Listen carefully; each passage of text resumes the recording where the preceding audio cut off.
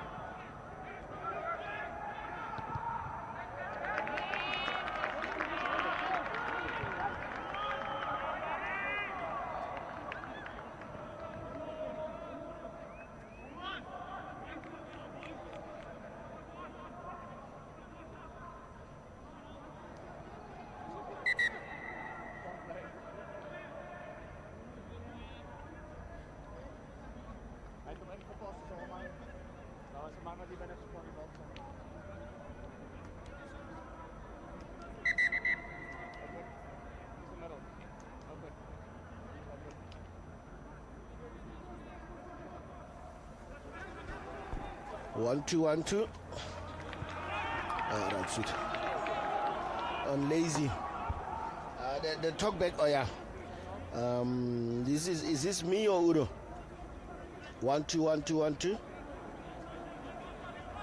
1, 2, 1, 2. I think it's Udo because it's on the Udo right hand side. All right, cool. Come again? Just me. It's me and Udo upstairs, but he's trying to set up. John Mamet's on the floor. Maybe if there's a longish stoppage, then we can bring him in on the field side. Sharp. Yes, yeah. Yeah, because I think he's got a monitor, so.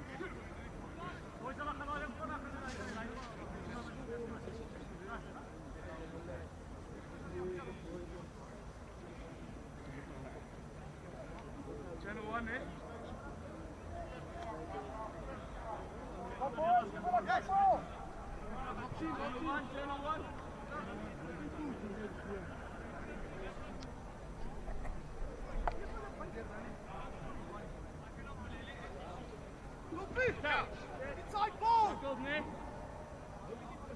Fine. Then that goes. Boys. Go. Sit. Let's go.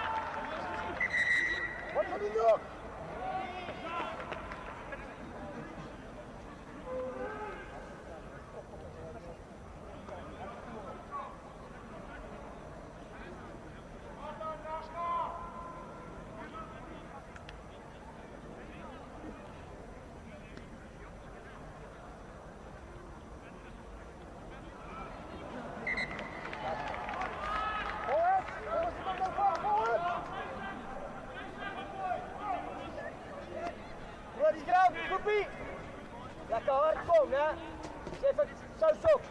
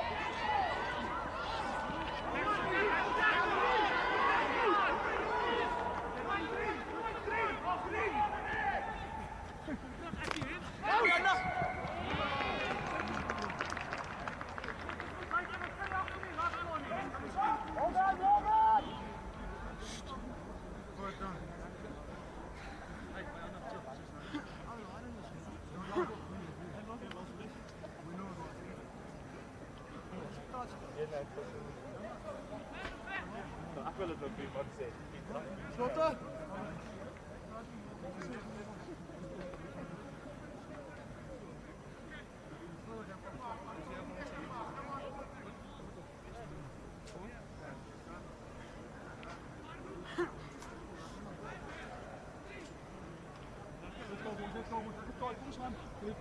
Big one.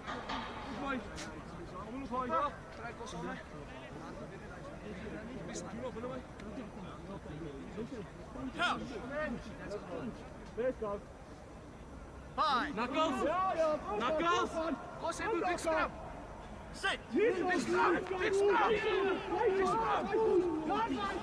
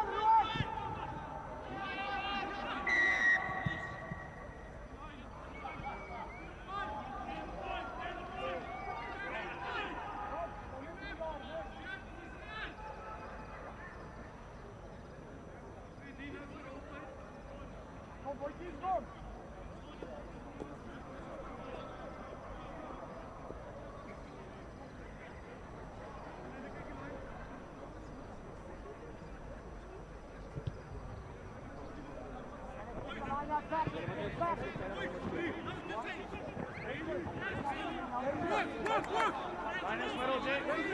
Great.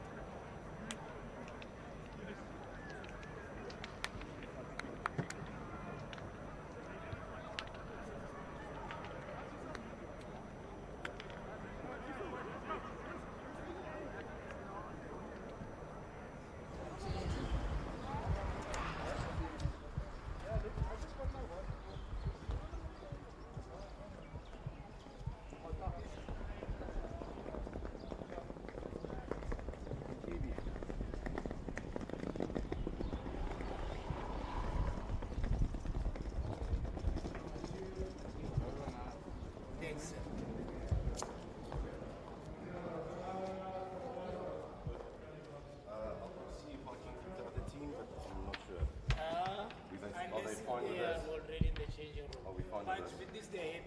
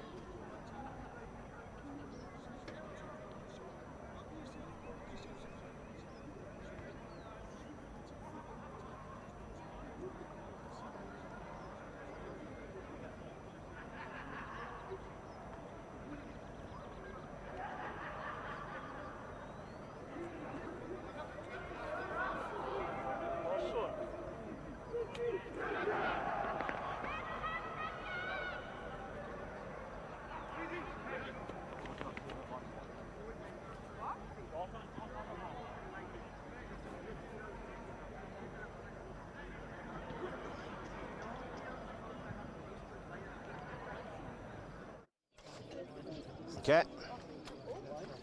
Yes, sir. Jullie gaan terug. Jullie kom. You we do? I can see it.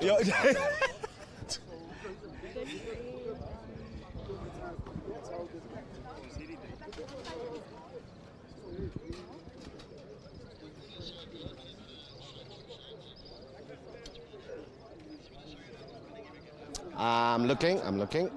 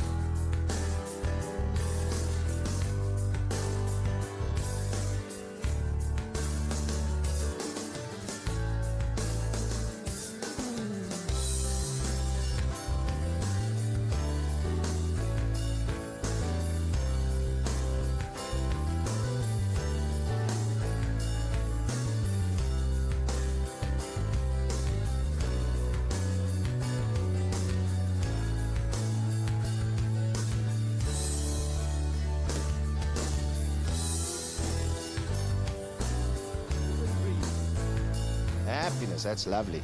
Cool. Right, you good, brother? You good? Good. Right, let's go. Carlton Cup.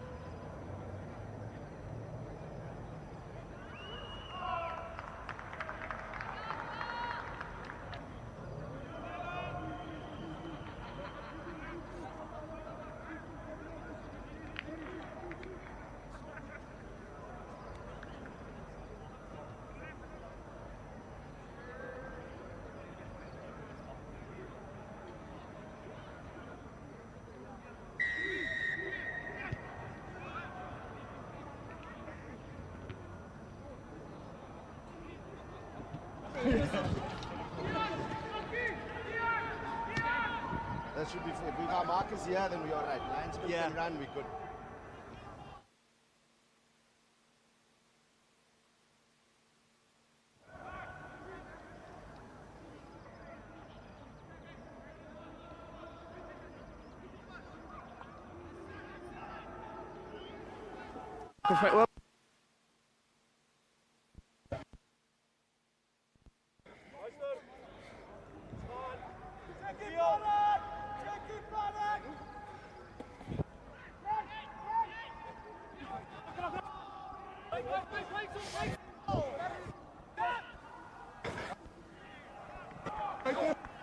Ja, er is.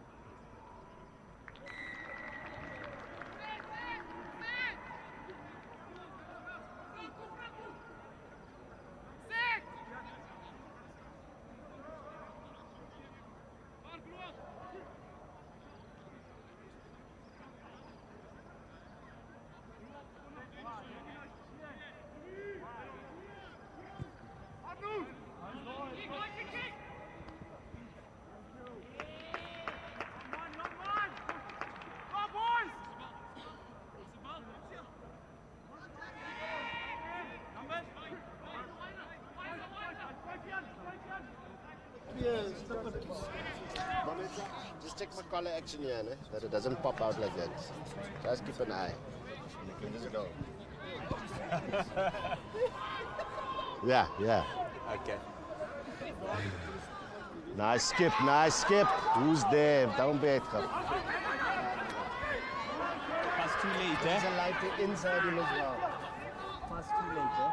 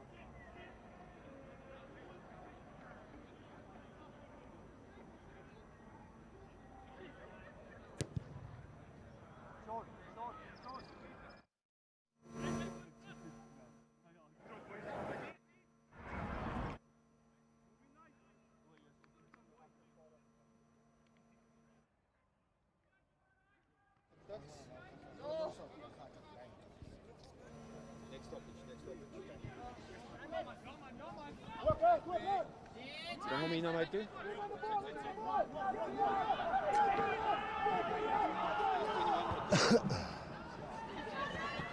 Oh.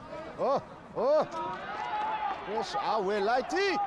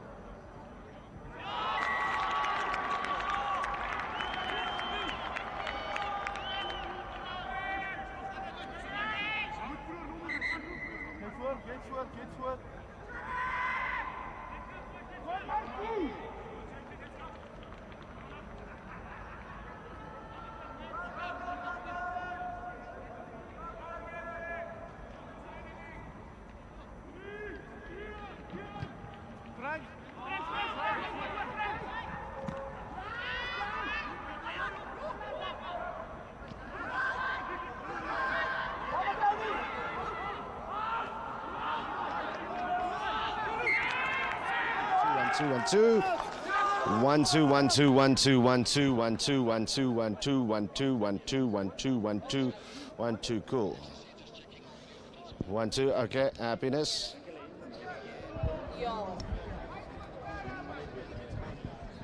1, 2, 1, 2, 1, 2, there we go. 1, 2, 1, 2, 1, 2. 1, 2, 1, 2, 1, 2, 1, 2. How you, buddy? Yeah, lekker, lekker.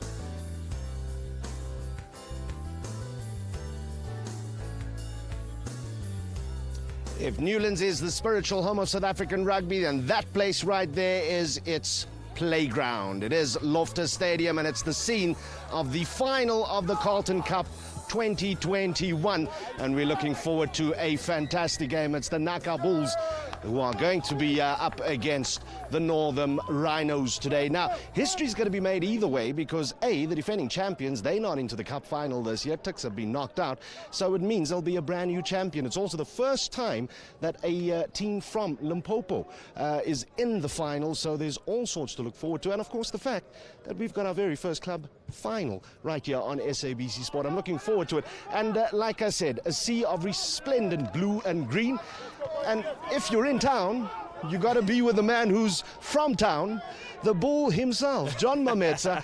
How good is it, firstly, to be at Loftus, just standing on the grass here with rugby in the background? Look, Loftus is a fantastic stadium, and I've played it quite a number of times here. Quite a number of times, yeah, he says. When I came in, I saw the numbers that really took me back.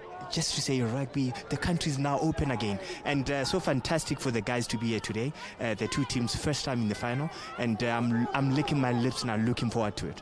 Now, can you remember the first time that you actually ran onto this field to play a competitive match? Well, I remember first time when I came on was against Western Province, and I was on the bench with Fourie du Preez, and I remember we ran on in the second half, and I got a pass from Fourie du Preez. Yeah, I passed it on, and then we scored from that. No, my brother, club rugby back in focus. The last time we were at it, we were out in Pirates. I want to speak to you because you're a Harlequins boy. I've had a look at the past winners, my guy. What do we make of this year's final? The fact that Naka Bulls have come through, the fact that the Rhinos have come through all the way from Limpopo. Look, the best two teams are in the final, and as much as I'm from Harlequins, we didn't quite make it this year, but all the best two teams that are in the final, they deserve it, and today rugby is the winner. Absolutely. Now, from rugby being the winner, let's speak to the hosts of our broadcast today, and of course, the man whose vision all of this has been for so many years. Mr. President, so good to be at Loftus. Why are we here today? Yes, I think it's the combination of a number of factors, and you know, one of our strategies and vision here at the Blue Bulls Rugby was to make club rugby relevant again, made it part of the value system again. And when we got Jake White and Edgar Rathbone involved, also old school, and supported the vision. So yeah, at the end of a tremendous season where we had the Vodacom Bulls players playing for the clubs, the Finges players. One will actually be in action today for AB Midas Naka as well. and hopefully, you know, we'll have a nice game and a great finish to a tremendous season. Emil, as SEI Sport, you've been driving club rugby. You've been trying to do what can be done for the game. How proud are you to be here today? Well, I must say this is an absolute privilege. It's an absolute privilege to be on main field Loftus. When last was club rugby brought to the main fields, that was always the holy grail. And unions to understand now, to build the bridge between professional and amateur and let amateur live. That's unreal. It's been a sleeping giant for years. And we believed it, you know, we drove it. You know, we're looking at Willem and the guys supporting this and being passionate about it and having a union that support that and to such a level. It's just excitement.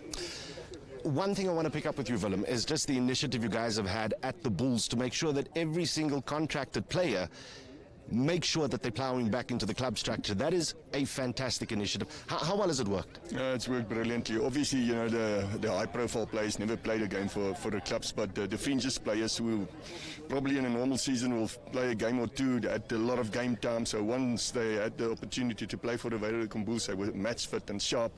So no, it was a tremendous success, and you know, I think it just connected the local rugby communities with the professional team as well. Something that maybe has gone a little bit south in the last decade or two. You know, say the Bulls were playing and Mornay Steyn scored the winning drop goal or whatever, I will receive a text message from the chairman of Taina Rugby Club saying Taina has won the game for the Bulls. So, you know, that connection between local rugby communities and the professional team, tremendous. Emil, we've been around the country now for a couple of these fixtures. What I find fascinating in Pretoria here is within the club structure, besides the professional players, there are so many Currie Cup representatives, junior box. There's lots of quality here in the nation's capital. It's amazing when you go to the clubs. You end up at a club that's traditionally being just a club. You know, it's a club where you have a great keier, you have a quick fish and chips game, you know that. And to walk in there and then see guys like Willem Strauss, Dr. Eugene here, and players, the coaches, the first, it can only work. They're sharing it, and these youngsters then say, but guys, I want to be there. I can. You know, there's aspiration from my side to become a professional player and not being stuck just only in a club system. And I think that I'm a great believer that clubs are a great feeder to professional clubs and can be a huge contribution to that. But it's only because of people like the Bulls professional end that will give it a chance. Final question.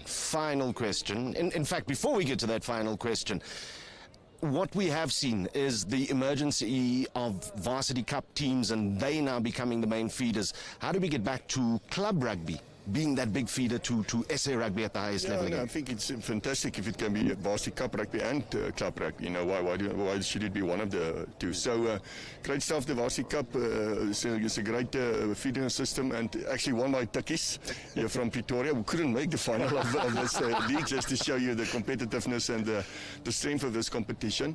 But I think, as Emil mentioned, you know, I think we put the model in place. You know, the alignment from amateur to professional structures. These boys playing tonight are semi-pro, and many of them are professional, full-time employed by the clubs. The clubs has got full-time coaches, conditioning and trainers involved. So very, very much professional setups amongst our top clubs in the union as well, and we're going to grow this space. And as you mentioned correctly, you know, a number of players with Currie Cup experience, junior Springboks, sitting Tobias, who's starting for Northam tonight, actually toured with the Verenigde Bulls to the URC. This league produced no less than 15 Currie Cup players this season, so we brought back the middleman. We used to cut out the middleman. We contracted you at school, and then you go into the professional structures. So we brought back the middleman for that late developer, for the guy that need to have a second chance, or whatever reason, and that created a huge excitement. And now the final question. I know it will put a smile on your face, Emil. Heritage Cup, what's happening? Well, it's something it's in the pipeline. It's a great tournament. Hopefully that's going to start next year. It's a strong tournament. We hope to bring the biggest club tournament in the world to South Africa, and it's going to be, and it's the right place and it's the right time. You know, I think people are understanding that, and people are starting to understand there's a need, and there's good rugby there. Gentlemen, thank you very much for your time. And we're looking forward to those developments as well. Let me just stress again, 15 Currie Cup players who've graced the fields around South Africa, 4 former junior bucks, and it's a Club Cup final. It's the Naka Bulls against the Northern Rhinos. And our build-up continues after the break.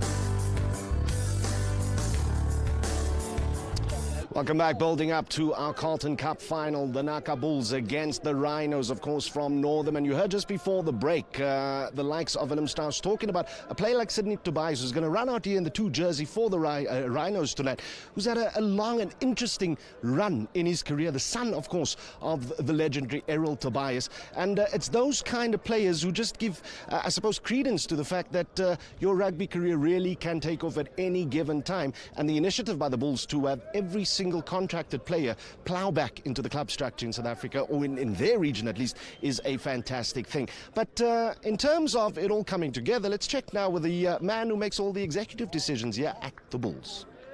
Eugene, good to have you here. Good for us to be here. Let me just talk about the Bulls very quickly, because there seems to be a new injection in the DNA where you basically just win every single thing that is up for grabs. What do you write most of the success down to from the last couple of years? Well, yeah, it's true what you say. You know, there is a change in everything and also a change in winning. But I think it's the opportunities that we give to the players. You know, for club players to play here today, it's a tremendous experience for them. And I think it's a pinnacle on the season. You know, we had some tough times during the season to ensure that we keep on playing club rugby. And yeah, today is actually, as I said, the pinnacle of that, and we are glad to be here. You've got a long history in the game. How important is this component, club rugby, in the overall picture of rugby in SA? Well, I think this is where the future stars are born, you know, through club rugby, and that's where they keep rugby alive. You know, if there isn't club rugby, then, you know, nobody will ever play club rugby, because it will not flow through to the schools. So the school player comes out of school and then joins a club, and there's a lot of players that do not get contracts, you know, and their only way is through club rugby. And we need to ensure that club rugby is a thing for them, that, you know, that they can look after and look to and also enjoy. You know, if you don't enjoy rugby, you know, they won't play there. So as I say, you know, we need to ensure that there is something in club rugby for them. I was pleasantly surprised to see that if you're vaccinated, you get into the stadium today, you can come and watch here. How much is your heart yearning to see this place full again? Because we're starting to see it around the world now. Yeah, well, I think that'll be the ultimate. You know, everybody wants to get back. We've seen it in club rugby, you know, when we opened the gates for spectators to get back, you know, it was overwhelming. And yeah, today as well, you know, I think everybody wants to be at Loftus and to see it so open, you know, it's a beginning of big things for us. So hopefully we can get all the spectators back. Doc, thanks for having us. Pleasure. Thanks. Minutes away from our major match, but if you're wondering what's happening in the background here, it's the curtain raiser. It is the Naka Bulls second team. They're up against the UP Tuck second team, and what is it, 30-25 the lead by the Bulls right now, as we are chatting with you just before our major game kicks off, and it's late in that game. I want to come to John Mametsa, though, because we heard from Willem Strauss and some of the initiatives by the Bulls over the last couple of years.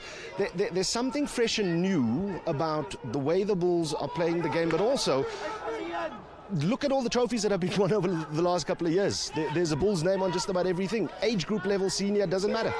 Well, the difference is that club rugby is being given priority. Ever since Willem Strauss came in, what he did was he took back all the Bulls players. Back in the past, the Bulls players, just from injury, they just came back, slotted straight into the team. They never had time just to go back to a club and just to be match fit. But they changed everything, and that has been the catalyst. I mean, if you look at a guy like Richard Benz, he's from here. He developed very late, and he was sensational for the Springboks. He was our number 3. We all know what he did against New Zealand. So I think it opens up the pool for a lot of players. If we look at just Varsity Cup only, it closes doors for a whole lot of gems out there that we miss out on. Well, there we go. So we are at the home of the Bulls, but they're not going to pick a winner because it is the Bulls, the Naka Bulls, up against the Rhinos. And we left it to the senior coach, Jake White, to send his message of support to all the players involved in tonight's game. Hi guys, it's Jake White here from the Bulls. I know this weekend's a massive game, final of the Carlton League. I mean, the oldest, second oldest rugby trophy, massive amounts of history. And Willem was telling me that whoever wins this weekend, Northern or Naka, it'll be the first time you guys have ever won the trophy. So lots to play for, lots of exciting times, and you get to play at Loftus. So from my side, I just want to say all the best, enjoy the opportunity. I've got no doubt that club rugby in Pretoria is playing its role, and who knows, you play well in this game, you might open opportunities for you in the future. All the best. Cheers. A lot of pressure there because potentially Jake White will be watching, and who knows, he's got you in his plans for the future here at the Bulls. Now, quick little break, and on the other side we continue our build-up to the Carlton Cup final.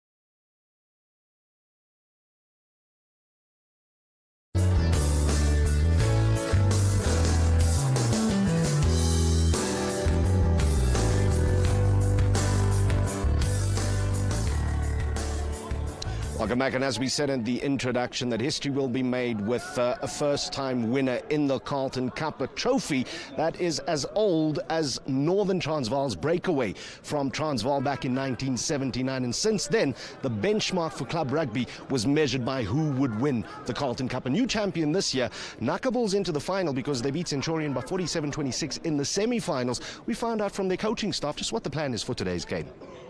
Marines, fantastische seisoen vir julle om by Loftus hier te kan speel in die finaal. Hoe voel dit? Ja, dat is een groot eer. Als gevolg van COVID het ook gewonder of je nog een rugby seizoen gaan hê. Maar ja, die man is baie opgewonden en is 'n voorreg om op Loftus te kan speel. En natuurlijk dat het uitgesaai wordt op TV. Ja, en hoe moeilijk was het om na COVID weer goed aan die dreef te komen met rugby en die feit dat julle nou in die finale is, wonderlijke werk. Ja, het is harde werk. En coach Rhinos het mekaar gekom en toe het ons die squad op mekaar gekry. En kyk wie is nog daar by die klap en die ouens laat oefen en die ouens is committed, almal is prous. So het was nie te moeilik vir ons nie. Maar die eerste 2 of 3 games was bietjie moeilik geweest. Maar daarna die manne begin dreefvang, toe sit hulle lekker. Marines, gaan dit 'n klassieke stryd tussen die voorspelers wees vandag? Ja, verseker. Ons sien hulle het 'n 5-2 bank gekies. So dit gaan 'n titanische stryd wees en is altyd taaf teen Northern. Wat is 'n spesiale plan het julle vir hulle? Wel, ek moet nou seker maar nie te veel sê nie, maar dis maar soos alles all-round rugby te speel, ja. Een laaste kommentaar van jou, 'n wen vandag, wat beteken dit vir die span, wat beteken dit vir die organisasie? Vir ons by BBRU Naka is dit 'n groot voorreg om hier te gaan speel eerstens, dit om die finaal te kan maak is al klaar voorreg. En ons as klub het nog nooit die Carlton beker gewen nie. So die aard van die saak is dit vir ons 'n reuse ding. Dis vir ons maar net, daar's no otherwise moet hom vat. En as dit gelykop eindig, gaan die trofee wat tiks toe. Maar baie dankie en geluk vir die wedstryd. Waardeer dit. Dankie. Now, I joke about that Tuks team because in the last 20 years, they've won the Carlton Cup 8 times. They've been in the final 14 times, but they're not in the final this year because the side that plays against the Naka Bulls in the final knocked them out. In fact, they've got 3 victories against Tuks this season. Let's hear now from the coaching staff of the Rhinos in conversation with Lawrence Apaka. Dag manne, vir die eerste keer fees geluk, dat julle allemaal nou hier in die finale is. Ek dink is 'n groot voorreg, maar en om net met die voorsitter te begin. Hoe voel jy om hierdie dag tot te geniet saam met die manne om die rugby te kan speel vandag? Man, as voorsitter is ek regtig baie trots op wat ons bereik het vir die 2021 seisoen en vir die feit dat ons hier kan speel en selfs op televisie kan speel vandag is ook die eerste in die Northern Rhinos se geskiedenis. So vir ons bars uit ons naad uit van trots. Okay, en laaste vraag vir jou. Wat sal jou wense wees vir vandag? Kijk, ek bedoel, almal se wens is maar om die final te vat en om te wen. Ek voel ons het hard genoeg gewerk daarvoor. Finals is nooit maklik nie. Dit is 'n 50-50 situasie vir al twee spanne. Ons moet net seker maak dat ons opdraf met die regte mindset en dat ons daai 50-50, 60-40, 70-30 maak so gou as moontlik in die wedstryd. 100%. Coachie, ek kom nou 'n bietjie na jou toe. Hoe voel jy vandag? Opgewonde, my senuwees, maag draai, maar ek dink is meer maar opgewonde as iets anderste. Watter kant is die ys? Onder. Baie belangrik. So coachie, miskien 'n spesifieke plan vir vandag?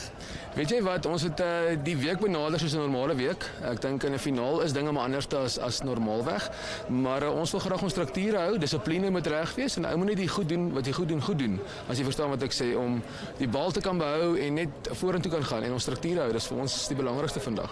Maar julle speel op Loftus, die lyk soos 'n kan nie slap as ek moes, man. Dink jy die manne gaan hardloop? Jy voel die manne moet hardloop as hulle voel? Wel, as dit verdien, nou sê jy earn the right to go wide. Ons moet eers die bal kry voor en dan moet ons die balle kan besit hou. Maar ja, ek dink dit is 'n baie groot voorreg om te kan speel en almal is baie opgewonde, maar rugby bly rugby. There's still basic rules en ou moet dit volg en dan sal dit goed gaan. Baie sterkte. Baie dankie. Well, great excitement, but let me get the final sentiments here from John Mametsa. And just look, we know it's going to be a titanic struggle up front, but is there enough talent for the ball to really get going once the ball becomes available between these two sides at the back? Well, there is enough talent. That's why they're in the final, first and foremost. But the other thing that will be disturbing for Naka Bulls is that they lost their captain last week. I mean, what a catalyst at number 8. To lose someone just a week before the final, surely it's going to put a hamper into their performance a bit. But I'm looking forward to a lovely showing from both teams. We won't call any winners. We just know we're going to have a fantastic 80 minutes of action. It's the final of the Carlton Cup. The ABE Midas Naka Bulls against the Northern Rhinos. Stay tuned for it.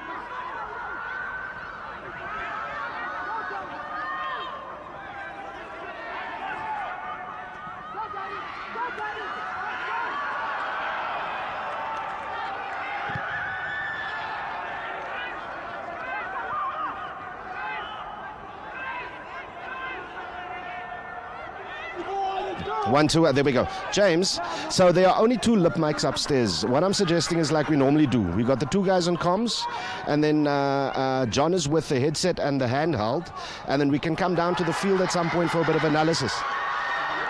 You okay with that? Nah, John's happy with that. John's cool with that. Nah? Is that okay? Cool.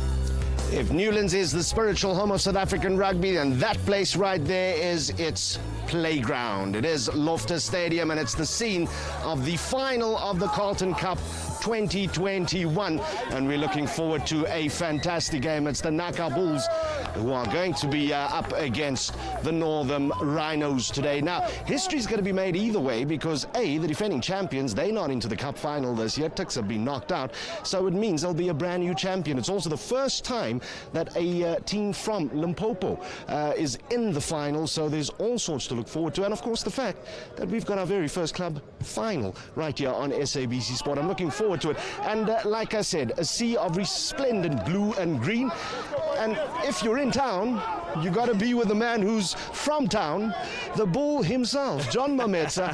How good is it, firstly, to be at Loftus, just standing on the grass here with rugby in the background? Look, Loftus is a fantastic stadium, and I've played it quite a number of times here. Quite a number of times, yeah, when I came in, I saw the numbers that really took me back, just to say rugby, the country is now open again, and so fantastic for the guys to be here today. The two teams first time in the final, and I'm licking my lips and I'm looking forward to it.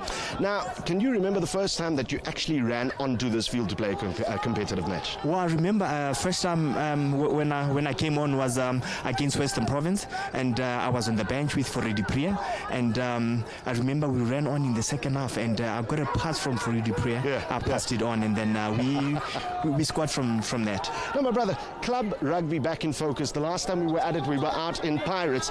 I want to speak to you because you're a Harlequins boy. I've had a look at the past winners, my guy. What do we make of this year's final? The fact that Naka Bulls have come through, the fact that the Rhinos have come through all the way from Limpopo. Look, the best two teams are in the final, and as much as I'm from Harlequins, we didn't quite make it this year, but all the best two teams that are in the final, they deserve it, and today rugby is the winner. Absolutely. Now, from rugby being the winner, let's speak to the hosts of our broadcast today, and of course, the man whose vision all of this has been for so many years. Mr. President, so good to be at Loftus. Why are we here today? Yes, I think it's the combination of a number of factors, and one of our strategies and vision here at the Blue Bulls Rugby was to make club rugby relevant again, made it part of the value system again. And when we got Jake White and Edgar Rathbone involved, also old school, and supported the vision. So at the end of a tremendous season where we had the Vodacom Bulls players playing for the clubs, the fringes players. One will actually be in action today for AB Midas Naka as well. And hopefully, we'll have a nice game and a great finish to a tremendous season. Emil, as SEI Sport, you've been driving club rugby. You've been trying to do what can be done for the game. How proud are you to be here today? Well, I must say this is an absolute privilege. It's an absolute privilege to be on main field Loftus. When last was club rugby brought to the main fields, that was always the holy grail. And unions to understand now to build the bridge between professional and amateur and let amateur live. That's unreal. It's been a sleeping giant for years. And we believed it, we drove it. We're looking at Willem and the guys supporting this and being passionate about it and having a union that support that and to such a level. It's just excitement. One thing I want to pick up with you, Willem, is just the initiative you guys have had at the Bulls to make sure that every single contracted player make sure that they're ploughing back into the club structure. That is a fantastic initiative. How well has it worked? It's worked brilliantly. Obviously, the high-profile players never played a game for the clubs, but the fringes players who probably in a normal season will play a game or two at a lot of game time. So once they had the opportunity to play for the Vodacom Bulls, they were match fit and sharp. So no, it was a tremendous success, and I think it just connected the local rugby communities with the professional team as well. Something that maybe has gone a little bit south in the last decade or two. Say the Bulls were playing and Mornay Steyn scored the winning drop goal or whatever, I will receive a text message from the chairman of Taina Rugby Club saying Taina has won the game for the Bulls. So that connection between local rugby communities and the professional team, tremendous. Emil, we've been around the country now for a couple of these fixtures. What I find fascinating in Pretoria is within the club structure, besides the professional players, there are so many Currie Cup representatives, junior bucks. There's lots of quality in the nation's capital. It's amazing when you go to the clubs. You end up at a club that's traditionally being just a club. It's a club where you have a great keier, you have a quick fish and chips game, that. And to walk in there and then see guys like Willem Strauss, Dr. Eugene here, and players, the coaches, the first, it can only work. They're sharing it, and these youngsters then say, but guys, I want to be there. I can, there's aspiration from my side to become a professional player and not being stuck just only in a club system. And I think that I'm a great believer that clubs are a great feeder to professional clubs and can be a huge contribution to that. But it's only because of people like the Bulls professional end that will give it a chance. Final question. In fact, before we get to that final question, what we have seen is the emergence of varsity cup teams, and they now becoming the main feeders. How do we get back to club rugby being that big feeder to SA rugby at the highest level? I think it's fantastic if it can be varsity cup rugby and club rugby. Why should it be one of the two? So great stuff. The varsity cup is a great feeding system, and actually won by Takis here from Pretoria. We couldn't make the final of this league, just to show you the competitiveness and the strength of this competition. But I think, as Emil mentioned, I think we put the model in place. The alignment from amateur to professional structures. These boys playing tonight are semi-pro, and many of them are professional, full-time employed by the clubs. The clubs has got full-time coaches, conditioning and trainers involved. So very, very much professional setups amongst our top clubs in the union as well, and we're going to grow this space. And as you mentioned correctly, a number of players with Currie Cup experience, juniors, Springboks, sitting Tobias, who's starting for Northam tonight, actually toured with the Vodacom Bulls to the URC. This league produced no less than 15 Currie Cup players this season, so we brought back the middleman. We used to cut out the middleman. We contracted you at school, and then you go into the professional structures. So we brought back the middleman for that late developer, for the guy that need to have a second chance, or whatever reason, and that created a huge excitement. And now the final question. I know it will put a smile on your face, Emil. Heritage Cup, what's happening? Well, it's something it's in the pipeline. It's a great tournament. Hopefully, that's going to start next year. It's a strong tournament. We hope to bring the biggest club tournament in the world to South Africa, and it's going to be, and it's the right place and it's the right time. You know, I think people are understanding that, and people are starting to understand there's a need, and there's good rugby there. Gentlemen, thank you very much for your time. And we're looking forward to those developments as well. Let me just stress again, 15 Currie Cup players who've graced the fields around South Africa, 4 former junior box, and it's a Club Cup final. It's the Naka Bulls against the Northern Rhinos, and our build-up continues after the break.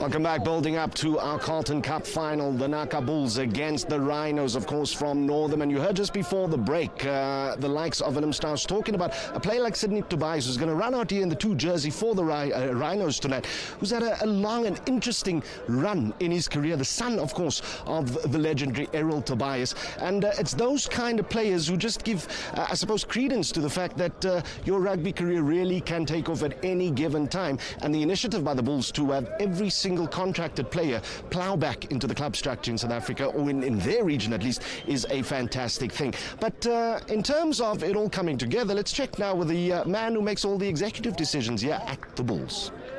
Eugene, good to have you here. Good for us to be here. Let me just talk about the Bulls very quickly, because there seems to be a new injection in the DNA where you basically just win every single thing that is up for grabs. What do you write most of the success down to from the last couple of years? Well, yeah, it's true what you say. You know, there is a change in everything and also a change in winning.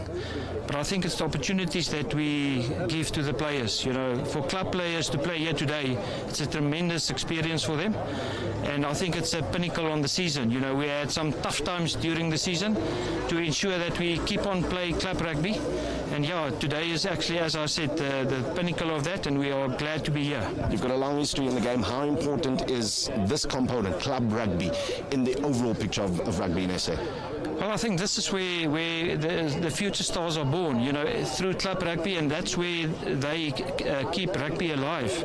You know, if there isn't club rugby, then, you know, nobody will ever play club rugby because it will not flow through to the schools.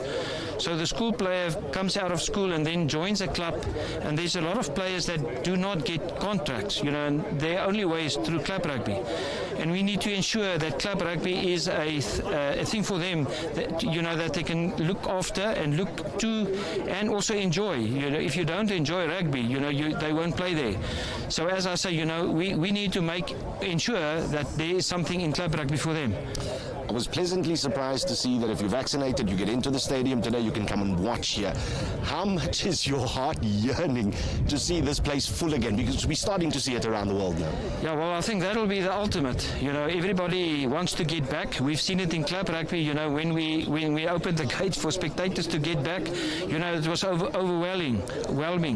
And yeah, today as well, you know, I think everybody wants to be at Loftus and to see it so open. You know, it's a beginning of big things for us. So hopefully we can get all the spectators back. Doc, thanks for having us. Pleasure. Thanks. Minutes away from our major match, but if you're wondering what's happening in the background here, it's the curtain raiser. It is the Naka Bulls second team. They're up against the UP Tech second team, and what is it, 30-25 the lead by the Bulls right now as we are chatting with you just before our major game kicks off, and it's late in that game. I want to come to John Mametsa though, because we heard from Willem Strauss and some of the initiatives by the Bulls over the last couple of years. There's something fresh and new about the way the Bulls are playing the game, but also look at all the trophies that have been won over the last couple of years. There's a Bulls name on just about everything. Age group level, senior, doesn't matter. Well, the difference is that club rugby's been given priority. You know, ever since Willem Strauss came in, what he did was he took back all the Bulls players. Back in the past, the Bulls players, just from injury, they just came back, slotted straight into the team. They never had time just to go back to a club and just to be match fit. But they changed everything, and that has been the catalyst. I mean, if you look at a guy like Richard Benz, he's from here. He developed very late, and he was sensational for the Springboks. He was our number 3. We all know what he did against New Zealand. So I think it opens up the pool for a lot of players. If we look at just Varsity Cup only, it closes doors for a whole lot of gems out there that we miss out on. Well, there we go. So we are at the home of the Bulls, but they're not going to pick a winner because it is the Bulls, the Naka Bulls, up against the Rhinos. And we left it to the senior coach, Jake White, to send his message of support to all the players involved in tonight's game. Hi guys, it's Jake White here from the Bulls. I know this weekend's a massive game, final of the Carlton League. I mean, the oldest, second oldest rugby trophy. Massive amounts of history, and Willem was telling me that whoever wins this weekend, Northern or Naka, it'll be the first time you guys have ever won the trophy. So lots to play for, lots of exciting times, and you get to play at Loftus. So from my side, I just want to say all the best, enjoy the opportunity, and I've got no doubt that club rugby in Pretoria is playing its role, and who knows, you play well in this game, you might open opportunities for you in the future. All the best. Cheers. A lot of pressure there because potentially Jake White will be watching, and who knows, he's got you in his plans for the future here at the Bulls. Now, quick little break, and on the other side we continue our build-up to the Carlton Cup final.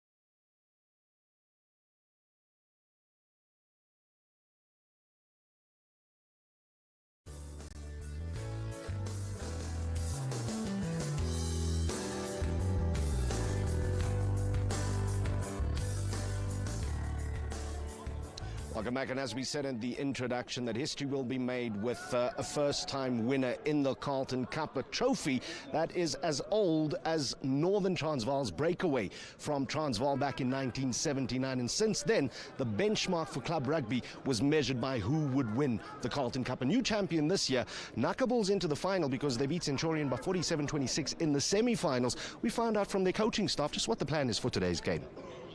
Rhinos, fantastische seisoen vir julle om by Loftus hier te kan speel in die finaal. Hoe voel dit? Ja, dat is een groot eer. Ons het as gevolg van COVID het ou gewonder of jy nog 'n rugby seisoen gaan hê. Maar ja, die man is baie opgewonde en is 'n voorreg om op Loftus te kan speel.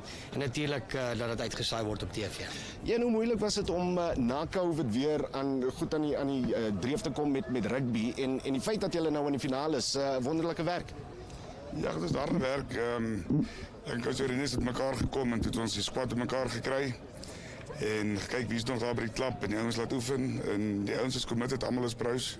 So het was nie te moeilik vir ons nie, maar die eerste 2 of 3 games was bietjie moeilik geweest, maar daarna die manne begin dreef vang, toe sit nou lekker. Rhinos, gaan dit 'n klassieke stryd tussen die voorspelers wees vandag? Ja, verseker. Ons sien hulle het 'n 5-2 bank gekies. So dit gaan 'n titaniese stryd wees en is altyd taaf teen Northern. Wat is spesiale planne het julle vir hulle? Wel ek moet nou seker maar nie te veel sê nie, maar dis maar soos alles all-round rugby te speel, ja. Een laaste kommentaar van jou, 'n wen vandag, wat beteken dit vir die span, wat beteken dit vir die organisasie? Vir ons by BBRU Naka is dit 'n groot voorreg om hier te gaan speel eerstens, dit om die finaal te kan maak is al klaar voorreg. En ons as klub het nog nooit die Carlton beker gewen nie. So die aard van die saak is dit vir ons 'n reuse ding. Dit is vir ons maar net as nou otherwise moet ons vat. En as dit gelykop eindig, gaan die trofee wat tiks toe. Maar baie dankie en geluk vir die wedstryd. Waardeer dit. Dankie.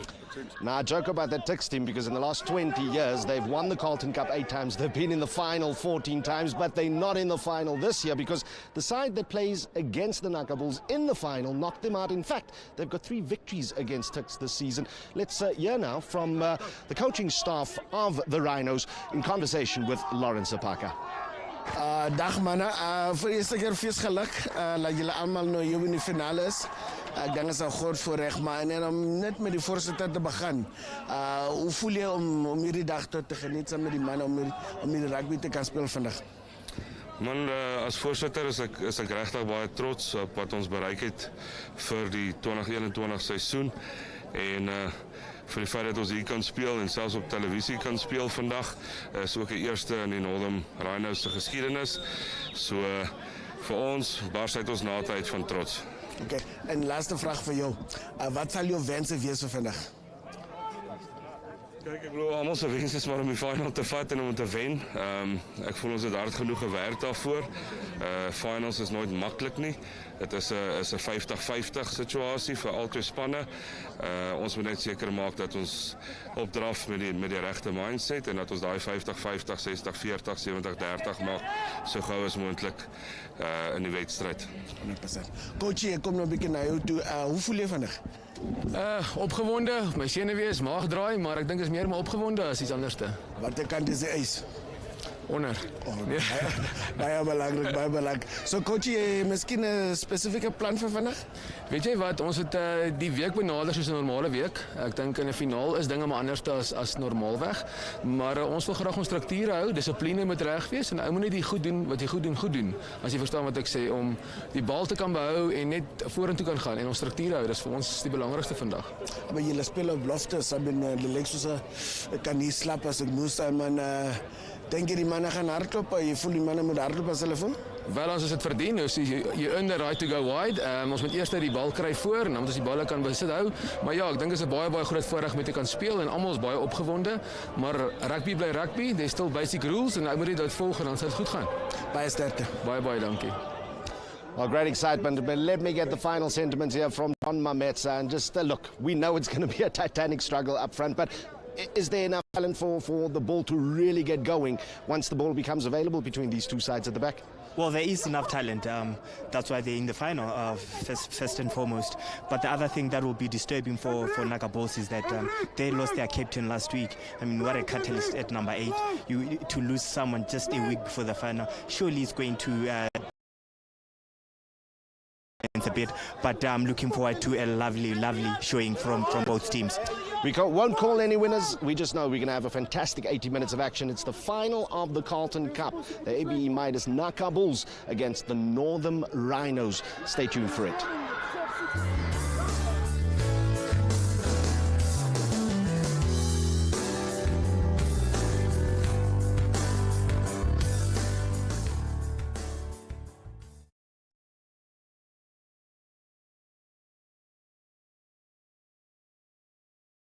By the time that they get to a trial, or the time that they get to a trial, contracts that you must sign on the dotted line.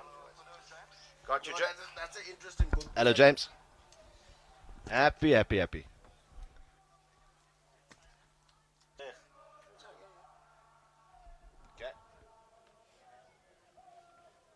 So how long is it? No, how long is it? How many seconds do you go through the names or not? He normally keeps it for about 30 seconds. Yeah, he keeps it for 30. You just brush through players. I just keep an eye. This is the change cam.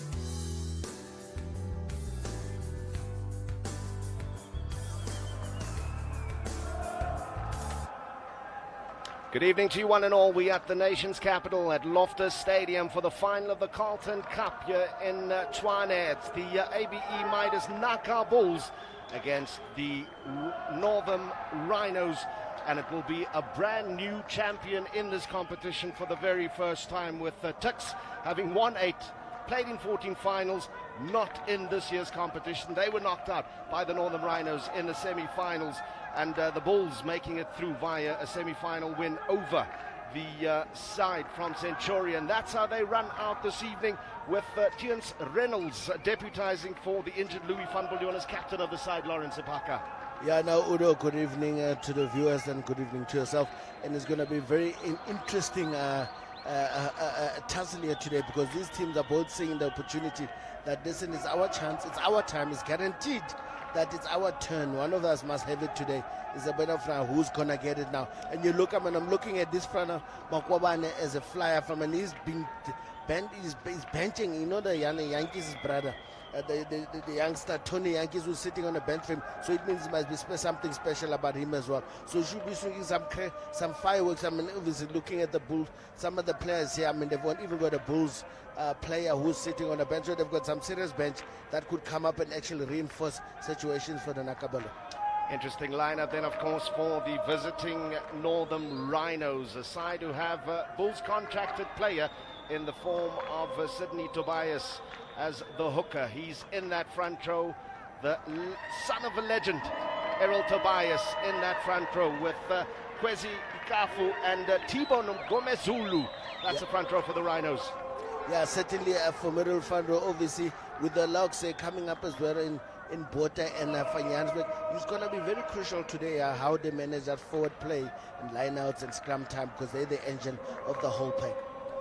And of course, having a look then at how that back line lines up. Patrick Hutton, captain of the side. He was the most valuable player in the semi-finals when they beat Tuks for the 3rd time this season, and he comes up along with Williams.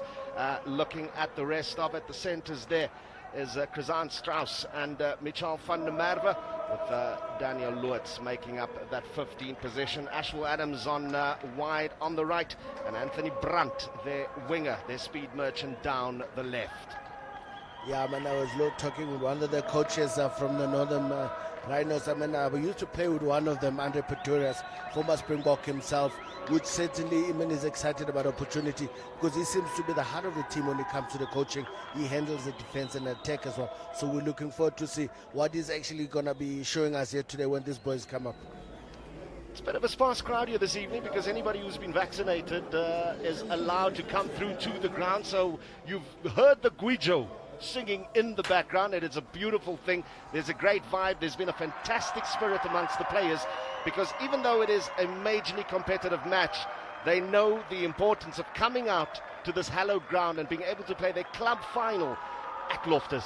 I can tell you, Udo, I can tell you these players, they probably were wishing only to get into a final and get a good fight and maybe even win the final, but I didn't think they were expecting any spectators because they will think everyone is going to be either hearing about it or seeing about it somewhere. But for them to be actually on TV and having spectators on the field, it just bring a different element to it and excitement. You can see it from the players. Some spring, none of them Rhinos. I mean, they probably appreciate the fact of walking on this hollow turf. I mean, I felt this. I mean, the carpet I was walking on, it's so plush. I'm sure you don't even need brand new shoes to come play here because I mean this place is in a spectacular condition and it's just for them now to enjoy it, appreciate the moment. I mean some of them will probably never get to play in this, have an opportunity to play for the Bulls or in playing in this environment. So this opportunity is one of those, the one in a lifetime that you need to appreciate and make sure that you cherish it, and obviously you never know when bigger things come. Did you bring your sleeping bag, by the way? I heard you were talking to the Rhinos coaches saying that you could easily sleep on this plush outfield. It is that beautiful underfoot. The conditions are fantastic for running rugby. The weather conditions, it is a beautiful summer's night. Gone is the storm from yesterday on the Highveld, and just all out beautiful conditions for rugby. It looks like it will be Danny Makubani will get the game started with the Bulls, the Naka Bulls, playing from left to right on your screen, and the white and blue of the Rhinos then of course contesting from right to left. 22 points is what Makubani scored in the semi-finals just a week ago, and they got past Centurion. So he is a man in full flight, in full form. Yeah, I can tell you the only Achilles heel today could be the high balls, because the light can slightly interfere with those high balls as well. Get a nice deep kick-off. It's taken by the Rhinos. They'll get good possession, standing around the ball, the Kwezim Kafu. Good carry. 8th man is away, and the gap is taken. Williams are there, setting it up for his team. Full of running are these Rhinos, but the contest will definitely be up front. Beautiful take, and there we go. We've got a break down the right-hand side. Fantastic, and what a start it is. Gefense Mahlo gets the first 5-pointer of the game. I'm sure there'll be a look at the line to see if there was a foot in touch, but what a start it's been from the Naka Bulls. Yeah, no, the biggest mistake was a big man trying to offload or preempt. He's being in the back line, is trying to pass at the same time. He just got pickpocketed, and that was obviously first thing that comes to mind when you turn over a ball is get it to the quickest guy out. Look at this, was a big mistake here. He wanted to pass instead of concentrating of securing the ball, and then obviously the turnover there was absolutely good from the Naka Bola Kefense Mahlo. Didn't make a mistake. I mean, with tinkle toes, I thought he was covered for all money, but just put on the afterburners, and then that is all the way to the try line. All of 120 kilograms from Stefan Vermeulen, who made that tackle and forced the turnover.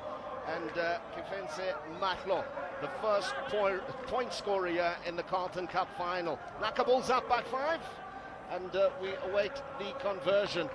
By the way, just on Kefense Mahlo, he was in the final phases of selection for the 2013 junior box side, and then got dropped at the last minute. As a winger, he was up against the likes of guess who? superstars. Sabelo Sinatla, Cheslin Colby. So no surprises there at all, but fantastic for him to be on the scoreboard here for his team. Makwabane, absolute points machine. First kick, will it curl in? No, just left of the upright. So 5-minute stays after 2 minutes, and what a fantastic start we've had here for the final of the Carlton Cup. Just by the way, that's Christo Ellison and his fellow assistant, Neil Bosman, of course, both lawyers in Pretoria. So if referee Stefan Galderes needs any legal help, you'll have plenty of it. The start here by Kershaw Williams for the Rhinos, and he'll go nice and deep. Good possession.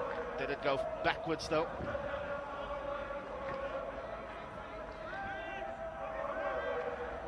Referee says no. So they make it available. They're taking their time here, and why not? They're up on the scoreboard already. Big bomb of a kick there from Jack Hart. Goes forward, but off the upper body, and sets foot out in touch.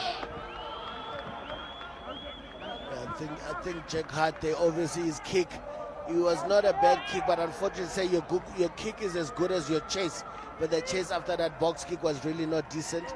Or if you did get it, you're rushing it, you're not timing it, because it hung for all money. It got knocked on by the Rhinos. And like first scrumming opportunity, I mean, it's just under 5 minutes as well. Like scrumming opportunity, we'll have to see now how the big boys are going to be handling this. Tabiso Mangozulu. Ngomozulu and Kwezi Mkwafu, they actually need to put pressure at the Naka ball, which they actually don't. So we need to have a look at that scrum again. Tabiso Ngomezulu and Kwezi Kafu high-fiving one another there. Clearly an infringement. Yeah, no, obviously the setup was good. Unfortunately, I think the pressure was too much there for Naka ball. On the other side, Tabiso Ngomezulu, I think he actually applied his whole 40 kilograms on that weight on that side to make sure he gets that ascendance. Because as a tight head, you think you need to put the loose head under pressure, so he doesn't assist his hooker. So the hooker can assist his side head. So the whole thing pedals back in 100 miles an hour. I suppose he's forgiven for that little mistake he's made, but I suppose they need to get the points back. Is that Ruan Grunding who broke the bind there in that scrum now? No, he probably didn't break the brand. He probably just collapsed with all the weight, and obviously the setup was holding you that short and that powerful. Is very difficult to get underneath you. Sydney Tobias, the hooker finds his man, and now it's good possession for the Rhinos. They'll get it going. Bit of a hospital pass there, but I'm afraid that pass was errant. Arm still up though. Still be their possession. Too late. Yeah, and I think the Naka Bala were guilty there for taking him, and you're not allowed to touch anyone in the air. They were slightly impatient on making sure that the jumper comes down and actually starts scrumming them back when they're on the ground. When you touch them on the ground, regardless how they land, you already infringe on that first law of not leaving the men in the air. Now, first opportunity here for Kershaw Williams, basically, is a very stocky man for a fly-off. You'll be mistaken thinking sometimes it's a scrum-off. That's a certain size the scrum-off operated. Obviously he is a man, he's a general of this team, so don't look at his size and underestimate. He possesses a lot of power in controlling these Northern Rhinos, Stocky, how they go about today. Stocky, you say? I didn't want to say it. From Oudtshoorn High School many years ago. Take a bow, young man. Let's see if he can get the first points for the Rhinos on the board now. A good 35 meters out. Flags are hoisted, and we have a game on our hands. The Naka Bulls scoring first through Kefense Mahlo with a try after 2 minutes, and it's Kershaw Williams getting the Rhinos on the board. And that was a beautiful strike. It was smooth and seamless as well. And as a lefty, that's a good side for him as well to kick on.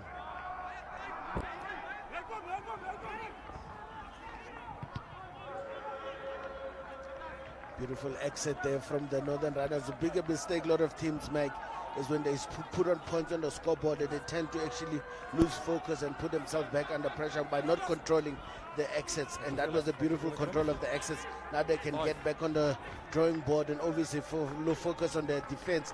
And obviously this lineout can be contested as a 5-man lineout. It's a short-man lineout, which actually they don't do much with. But I suppose that can put them a lot of pressure as well, because now they're pedaling backwards because they didn't control it, they didn't put people in. So they're in the Naka ball and they're exploiting that situation now. A bullet pass there by Jack Carlton. I'm afraid it's gone a begging, and immediately the Rhinos looking to capitalize. Tobias has it. Has he been wrapped up? Falls the right way and makes it available to his teammates. Hutton gets it out to Lucy standing by. Referee Stephen Carlton is playing advantage there. Hutton will get them going again. Not too sure with the intention of that kick. Straight into his opposite number. But he knew, of course, he was playing off an advantage. Well, I suppose as a number 8 to take a chance like that, you must play under advantage. Otherwise, the coach might just decide to give you a bit of a breather to go to sit next to the field. I mean, you've got a ball in hand, you are taking, and then you decide to chip and chase. I don't know if it's a chip and chase, because it qualifies as a chip and chase. Can't qualify as a grabber either, because it was too high. To me, that's why it was caught straight. Nah, that was just the case. Mr. Referee, blow your whistle, please. We'd like to take another kick from the same distance that we scored our first 3-pointers from. Yeah. Gershwell Williams lines it up once more. First kick was right of the upright, and the lefty will now kick from his favoured side. Windless conditions this evening. Lovely conditions for rugby. Yeah, also treating the game as a final. They see every opportunity at hand. They're not wasting it, they're taking it, and that actually can make the difference at the end of the day. Makes the distance easily, but this time not the direction. So the Rhinos unable to capitalize and turn that possession into points. You get the sense that the Bulls will be happy, the Naka Bulls will be happy that they got off the hook there with that one. I can tell you they did, and I mean, if that did go over from a professional kicker, like one of the backline players, chip and chase, there was no defense at the back. But now the Northern Bulls are not playing in the half either. That's letting it run. Hendrik Runyo will get it out.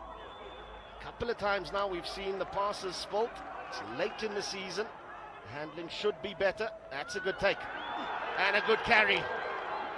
It's Kwezim Kafu. Man from Leboang High in Valcom, way back in the day. Look very hungry to carry the ball, but they've given up possession there.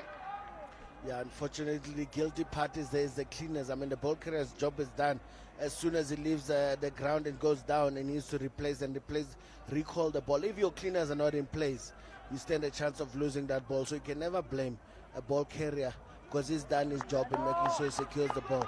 But remember, this is a team sport that everyone is required to play their 1% of effort that they're required to do. Look at that, he's even stolen a bit of a role in there. The supporting players who are supposed to help him, and the likes of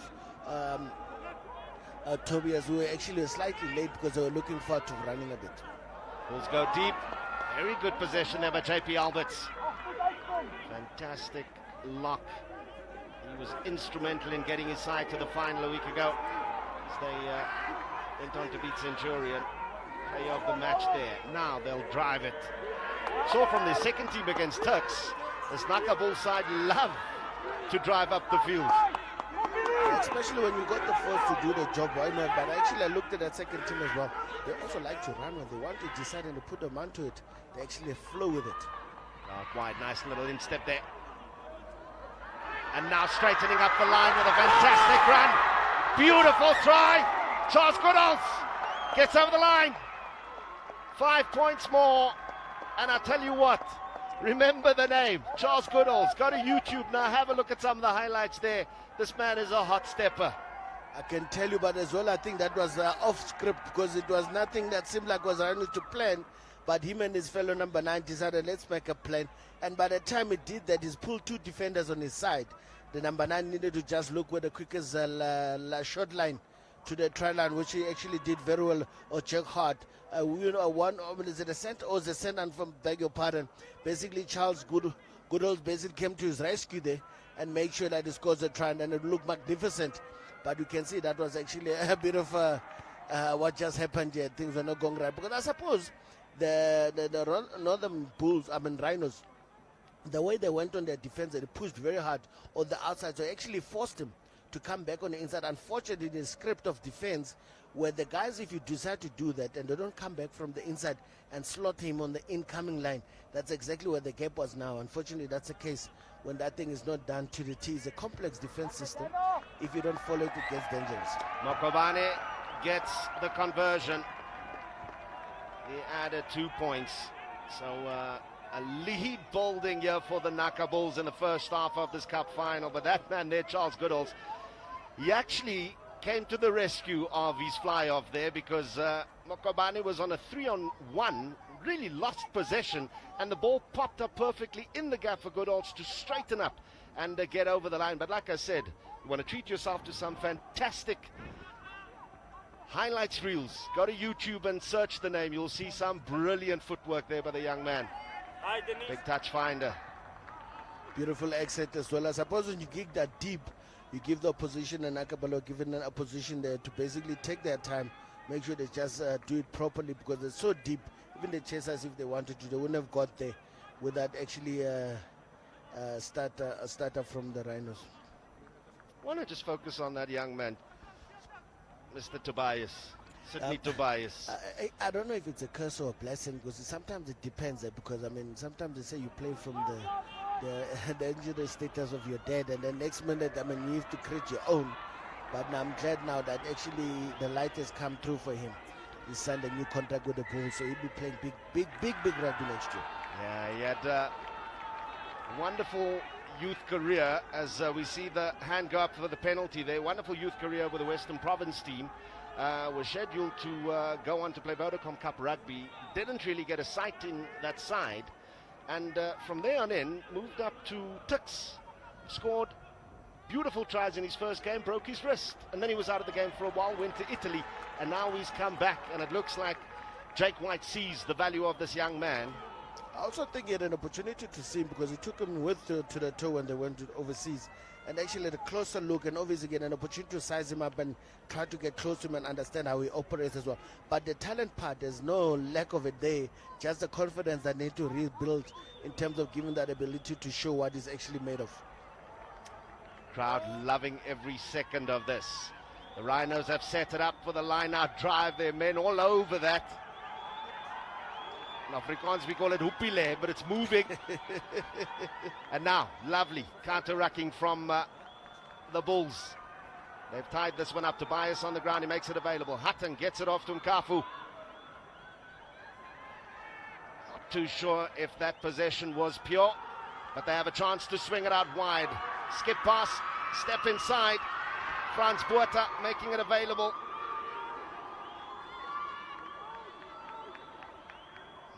Will just straighten things up nicely there. Couple of good phases here, and this is what the Rhinos need, just to settle themselves into this game, because it's been frenetic pace, and the Bulls have scored 2 tries already, edging closer to that try line now. Hutton steps, Hutton scores! What a lovely little step. Thought he would just go through the motions and run it out wide, and the defense had no idea what hit them there. The kind of step that he actually threw, I would have also fallen for it. The way he did it, remember the pillars right 1 and 2, the golden rule, never chase his scrum off. Whatever he seems like he was doing there, and he threw a dummy, and they went for the ball, and off he goes. Obviously the build-up was magnificent for them. They protected the ball, they look after the ball the whole time. Look at that dummy. Pillar 1 and 2, number 8 from the Naka baller was caught napping, unfortunately. Nico du Plessis, I think he looked away for a second. That was too late. Well, I know we got John Mametsa on the side there with a good ground view of what is happening. I think in a couple of seconds, perhaps we should cross down to him, have a bit of a chat with him, and just see how he's seeing the game down there. Just waiting for our team to get us there, but it's Williams, he gets it through. Adds the 2, and we have a super competitive game. What the first 15 we've had here at Loftus in the final of the Carlton Cup. You don't want anything like that, obviously, less than that. And John, bring us in quickly. What's the feel? I mean, you like close to the action. You can actually ask for a jersey if you can. Okwabani will get them started. It's a lot flatter, this kick, and it goes out directly. That's a big mistake. Promise you, no wind at Loftus today. It's just a misjudgment. Just a bit of excitement as well. Just a bit of excitement as well. I think he just pushed that one too hard. But obviously, nevertheless, I mean, it's an opportunity for the front rowers to get into action as well, because you can't expect them to be running around the whole day. Chasing the ball and hitting rucks, that takes a lot more energy from them. But now if they can get this, hey John, please take us through the scrimmaging now, the momentum it's about to take place, and see what happens. I mean, last time we had a situation, we had obviously Tabiso Gomezul running havoc with that scrum. I'm sure by now the guys of Runing would have actually tried to sort that out. The things, I mean, Reynolds. It's very important for them that they actually apply the same pressure to them as well. Yes, Lawrence. The guys from Northern are absolutely dominating the scrums. As you can see now, they just got a penalty, and I think that fires up the whole pack as a whole, and they get good momentum from it. I take it from here, they might take the points. I mean, it's a final, it's 12-10, and they just need to get back into it. Every opportunity that you can get to get the points, you must take the points. I must say to you, the atmosphere is absolutely electrifying. The guys are singing in the stands. It's good to have the fans back at Loftus, man. Yeah, no, Williams has the biggest legs on the field, but perhaps not 50 meters in them, and he's opted for the touchline. But what a facet of play for the Rhinos to build on here. 2 scrums, 2 penalties emanating from it. If you are the Bulls, the Naka Bulls right now, you've been hit that hard by your opposing front row. How do you come back here, Lawrence? That's only a problem there. Obviously, the Rhinos need to actually capitalize on that confidence, which they slightly don't, because now one opportunity they had to set up just a decent line-out, set up, because the previous line-out that they had, they got some meters, but their setup was actually, it's not that clinical, and obviously the ball was not straight, and then obviously just gave away the position again. And obviously, Tobias not very happy as well, because no one went up. It's not necessary that his throw was skew, but ended up skew because someone missed the call or the technique. Because the kind of lineouts that you'll get here as well as some serious codes. I mean, the CA will be needed to decipher those sometimes. But obviously, that situation, it doesn't matter, because their front row is confidence is running high. Opportunity now for them to actually apply pressure on the Naka Bala, which I think they don't like it, because it's in the wrong place for them to be taking any pressure on the 22-meter line with a scrumming team that's hungry for more. Yeah, that feed and ejection was so quick. They know they're under pressure. Mokwabane now driving the Rhinos back. Oh my goodness. They'll get the ball. There was a knock on there, I'm afraid. That initial contact went back off the Rhinos player. But it's Joan Null who eventually knocked it on. But I see the arm is up. So offside after that contact? No. I think the ball was thrown away, where you're supposed to actually not throw the ball. You're not allowed to throw the ball away, because it was their ball, and how would you throw the ball away in that situation as well? You know, it's actually very silly. No, I mean, that's silly. That was your ball. I don't even know he knew it was actually his ball, and then gave the ball right back to the Naka Ball. I wish you wouldn't mind. You know, that was a gift from ill discipline from the Rhinos. Something they should be worried about. This is a final game. We can't afford such silly mistakes, unnecessary silly mistakes. Okobane has taken him with that kick to the 5-meter line. JP Alberts grabs, and now the inevitable line-out drive will come. Have a look at the defense here from the Rhinos. They're off their feet. It's been collapsed, but the ball is out. Jack Hart gets the back line going, and it's all a bit static. And nobody else out wide. They'll have to reset this one. A lot of dodgy-bargy there amongst the loose forwards. Drop kick by Mokwabane, and I'm afraid it's gone wide. But that arm is up, so it should still be their possession. Actually, I don't understand. I mean, you got an advantage. You are taking their own 22. if a drop kick you do that is like you're chasing a game, you're trying to win a game when there's nothing for you at that moment in time. You're trying to just get ahead on the scoreboard. But for me, that is just lazy way of taking advantage of a penalty that's been given to you, because you can do anything you like. You can try that fancy move that you always dreamt of doing when that you practice that the coach didn't approve. But that's what I was saying. There was nobody out wide for the Bulls. They all got sucked into the middle of the field. You just won 5 points every time you have the ball in hand, don't you? Now, really tight on the try line. They'll try and set up that line-out drive again. Much better control here. The Rhinos will have to be careful of not collapsing this one.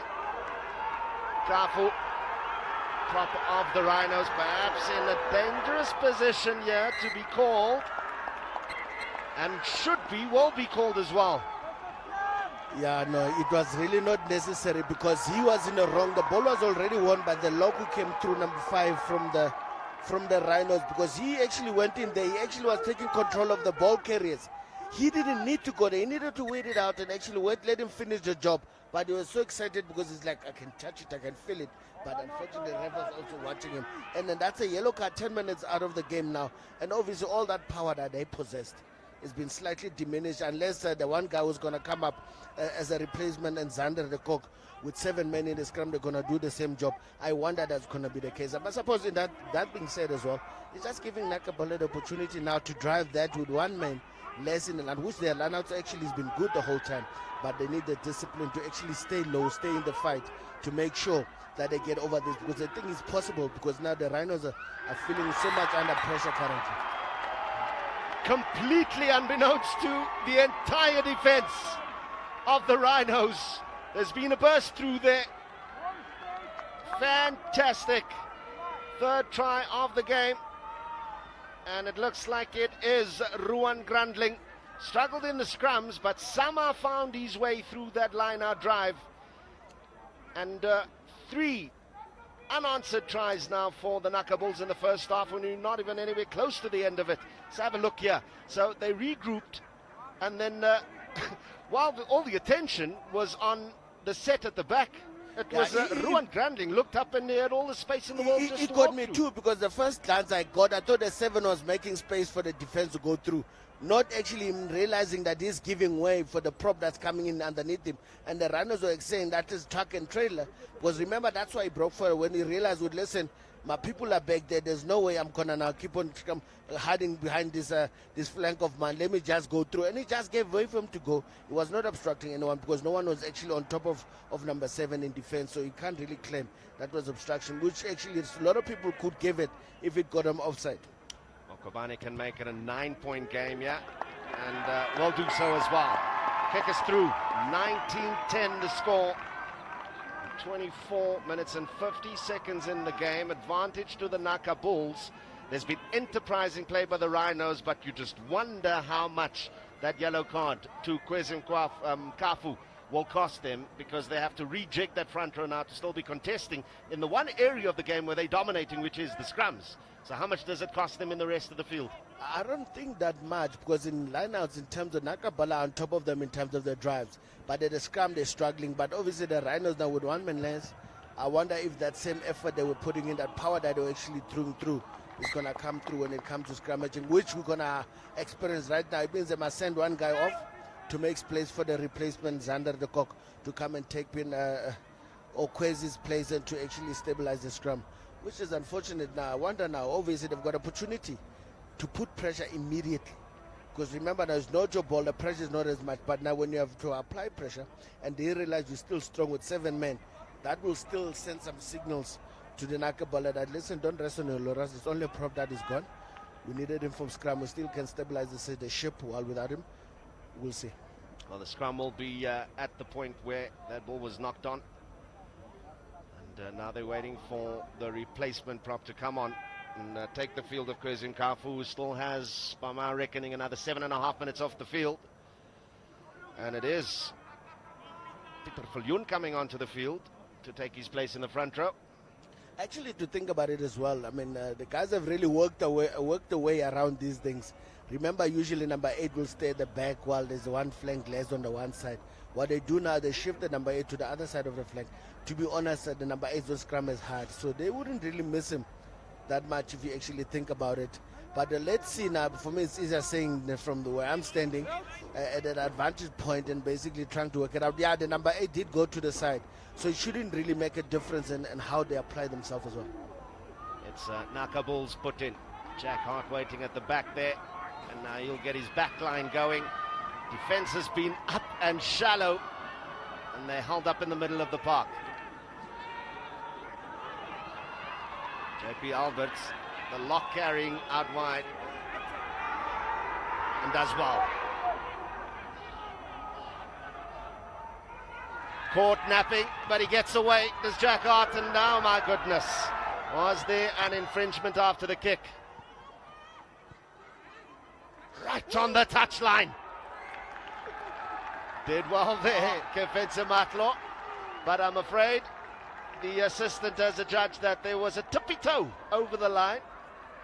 In fact, it was Mokwabane there with the touch right on the line. I'd love to have a look at this one again. Yeah, now tell me, you can look at it as much as you like. Remember, there's legality that he actually possesses on that side as well. So his eyes will never lie to him. It's supposed to be honorable. So let's see now if we're giving the ball back. Supposedly honorable. A lawyer. Carrot line public. But at the same time that they haven't lost the ball, they still got the ball, so they actually no harm done. So he was trying to actually make sure they don't get a line out in their own 22. James Reynolds needs to find his lock. He does so as well. We know they're going to set up the line out drive. Jack Hart now.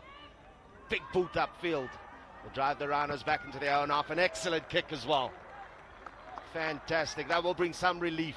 The big men, Lawrence, they can breathe. I'm telling you, they're actually looking at this situation. I'm trying to assess.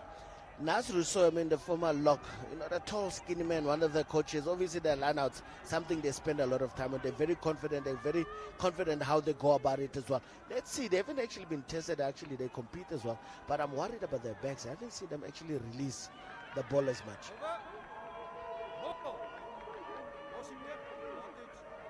And they certainly have pace to burn. The way that Kefense Matlo scored that first try. Franz Botha standing out wide on the left-hand side of the field as well.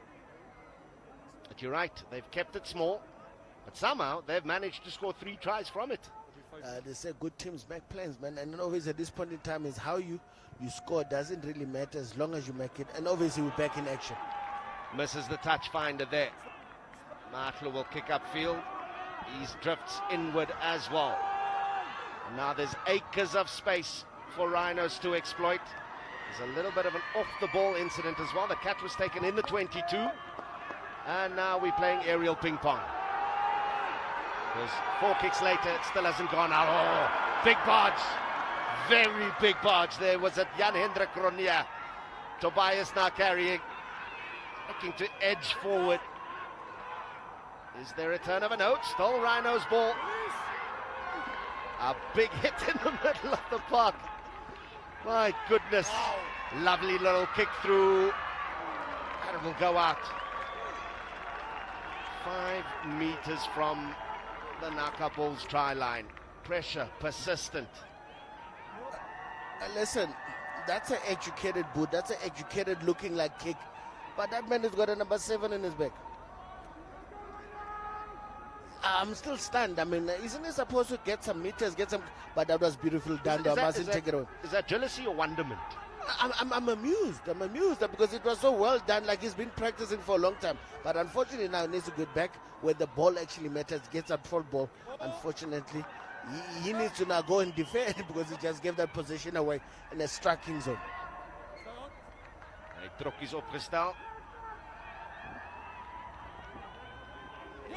Kom die pakkie. Lyk die bulle wil uit hulle eie halftyd hardloop.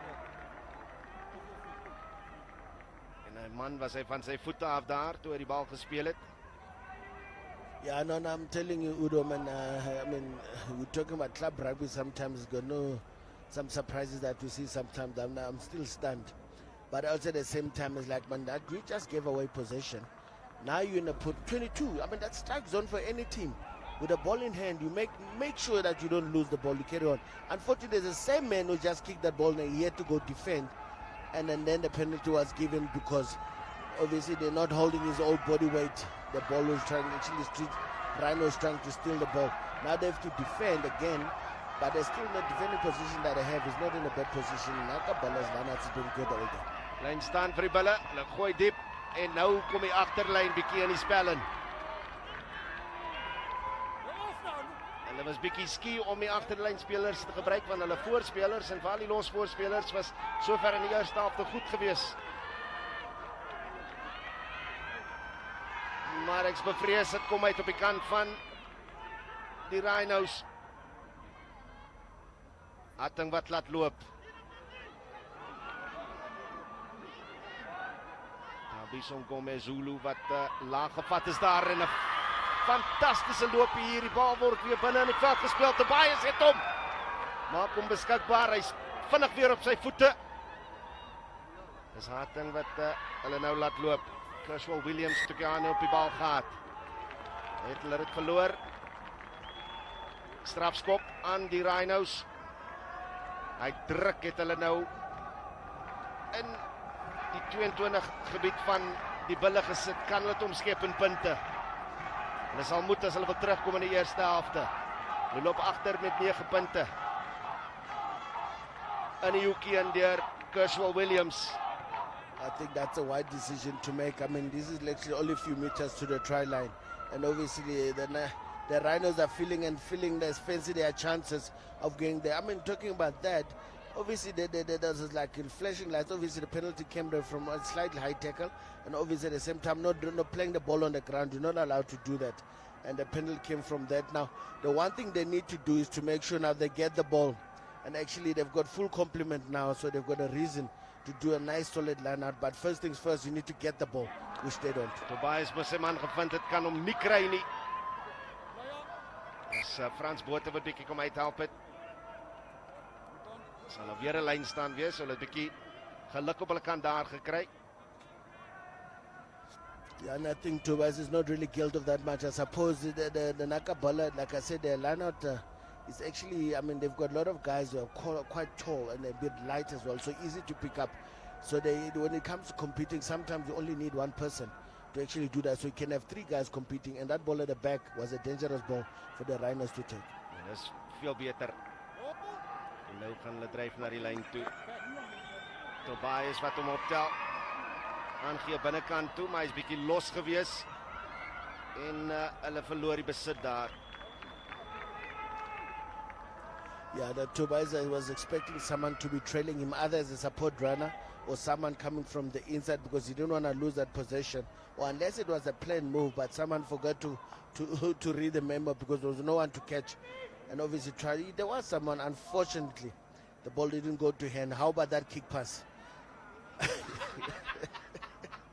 These guys are going to be surprising us the whole day, man. I think on that note, if our man John Mametsa's down on the ground, I want a good ground eye view of this game. But John, you enjoying what you're seeing here? Amazing stuff. I'm enjoying what I'm seeing, and you know what? The game is full of everything, running rugby, and now that they are back to 8 men, I think it's a good time to get the scrum, and I'm expecting them to get a penalty and to really get a good platform here. And pick and go for me is the order of the day. From then on, keep it tight. No need to go wide, because if you go direct, you can get to the try line much quicker. Kwezim Kafu and Tabiso Mngomezulu, along with Sydney Tobias, reunited in that front row. It's that front row, that 3, that puts so much pressure on the Bulls in their own half and turned scrums into penalties. Can they do it again? They're a good 6-7 meters away from the try line here. They need a score. Hatton gets them going. Lovely little side step there by Cashwell Williams. Tied up like a Christmas gift he is. He gets the support. Now all they need is for the ball to be available to them, but it's not, I'm afraid. It was really good defense there by the Bulls. Yeah, the minute he actually did that dummy and go, And basically the centers are like, thank you very much, you're not going anywhere anymore. I mean, as short as he is, for some reason he became very tall. And they made sure that he doesn't. Because remember, his support was also taken out to that dummy, either by traffic coming to him, to his rescue, which was not the case. But I tell you, this position that the Rhinos are on is not actually that bad at all, considering that they've got a more powerful scrum. The person that's going to be concerned now is the Rhinos, that the Channel 1 ball, there's the day if it needs to come, it's actually today. It must be the quickest Channel 1 they ever did. Very important scrum, as you said. Jack Hart will feed. The Kershaw-Williams run and spin was almost like a man running into thorn bushes. He just disappeared into a sea of yellow. Collapsed in front. I need the educated eye of Lawrence Apaka to make sense of this one. Lawrence Clemson is actually trying to survive there at the minute, but the golden rule is a tight head. You need to take on your man. Hit him hard as you can, but keep him low. Remember that big man, as well as big as you are, the lower you can go. It just means it's much harder for the opposition to actually get it, because as a tight head, you don't want anyone playing around in your chest. But at this point in time, I think he's trying to survive more than actually trying to dominate the one guy in front of him. That's all he needs to he needs to worry about. At this point in time, he knows they're a powerful pack as a unit, but he needs to take care of him. You take care of that guy. The power doesn't come from the front rows, it comes from the second rows. And once that spanning line is broken, it means they can't go anywhere. Clemenson had a smile on his face for about 2 tries while Mkafu was off, and he looked up and saw him back on the field after the 10 minutes. Probably said, not you again. Kobane with a vur kick.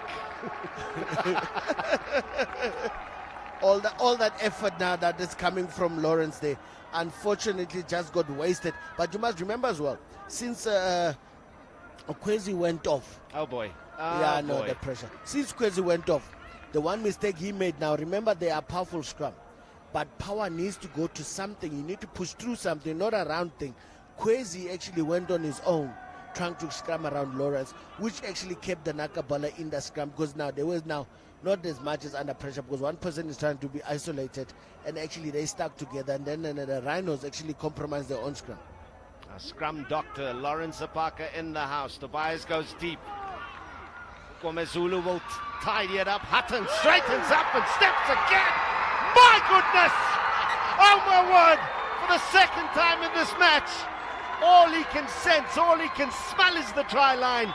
He takes it on, and he certainly brought the Rhinos within striking distance here at the end of the first half. This is Cup final rugby at its finest. Patrick Hutton, take a bow. But I think the reason the Hutton, they tend to forget him sometimes this broken play is because of this. The fly also, seems to be a threat as well, because remember was chasing him. His opposition number is chasing number 10. And said, thank you very much, I can run too. And they've got a similar build, they can snipe as well, and actually very powerful. It's as if his upper body saying, you're passing this, and the leg said, hell no. So wondering now his opposition was trying to go for the intercept, which ended up in tears. Unfortunately, he was on the ground, obviously crying with the grass. Realized that guy, I just let that man through. Just over a minute left in the first half. Kershaw-Williams conversion makes it a 2-point game. Look at the dive over the line on a plush surface. There'll be no grass burns from that, I promise you. That's how good the surface at Loftus is tonight. And soft. Man of the first half thus far, in the form of Hutton, even though his side is trailing. That makes sense why he got man of the match performance in the semi-finals. Clearly he's a man that makes things happen right in the middle of it. And he can break, he can snipe, he can actually create some magic on his own. Hooter goes, but it's still possession. We know the Naka Bulls can run it, they certainly can. Kobane tied up there. Jack Hart will get his backline going, but I'm afraid they are match man for man unless Gefense Matlo can get something going here. He's run into a blue and white wall. But they'll have a penalty and they take it, they tap and go quickly. The Rhinos still disorganized in defense. Perfect time for that to get going. Matlo gets it back in. They've moved up as far as 7 meters from the try line now. Jack Hart pumps Matlo out the way, says, let me handle this. Now the forwards will get involved. They're over the ball. They're setting it up. Loaded still up on the right-hand side. Yeah, that's where the men are. Space opens up. JP Albert's looking for the flash pass. And I'm afraid It's come off the hand of Matlo to go out for a line out. So close. Yeah, no, he was in two minds there. I think he wanted to take it up and realize actually there was a quicker guy next to me, but he had no control of the ball. Albert's obviously a man who actually knows exactly what his performance. He's been doing well in the lineouts. He gets around the park. He's a very slight man, so he's very good. He's very effective. And obviously, he tried to take on a guy first, which is the biggest mistake because there were two guys waiting for him. If he only did that with his body and let go of the ball, that would have been a try for Allman. You saw the cynical barge at the end there into the back of Matlo. Perhaps we just need to remind ourselves of where we are, folks. It's the Carlton Cup final, the Premier Club Rugby competition in Tshwane. And this kick by Danny Mokwabane is true, and it's 2 points, and it should be the final act of the first half. We have been entertained, I tell you, here at Loftus, as the Naka Bulls hold their own right at the death here to the Northern Rhinos. They lead 20-17 after the first 40, and what a fantastic 40 it has been. No, certainly a fantastic 40. It's actually a contrast of playing styles. The Rhinos used to be very happy and free with the ball in hand in open play, where the other side, the AB Nakabala, they're very content with their forwards liner drives, but they're not so content when it comes to the ball in the backs. There will be a brand new winner of the Carlton Cup this evening. Will it be the Naka Bulls or the Rhinos? Well, I tell you what, it's 22-17 at the break. You can't ask for more than that. We'll be back immediately after the break.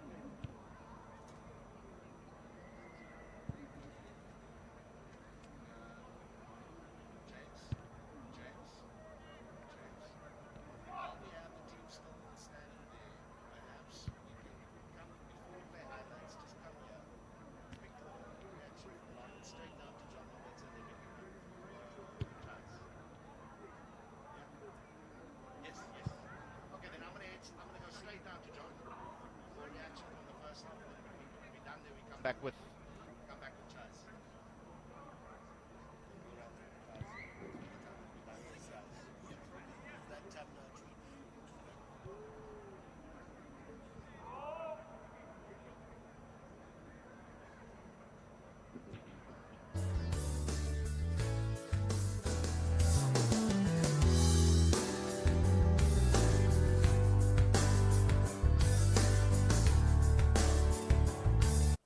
Special edition of Rugger Live. It's the halftime score of the Carlton Cup final. The Naka Bulls find themselves 20-17 ahead of the Northern Rhinos.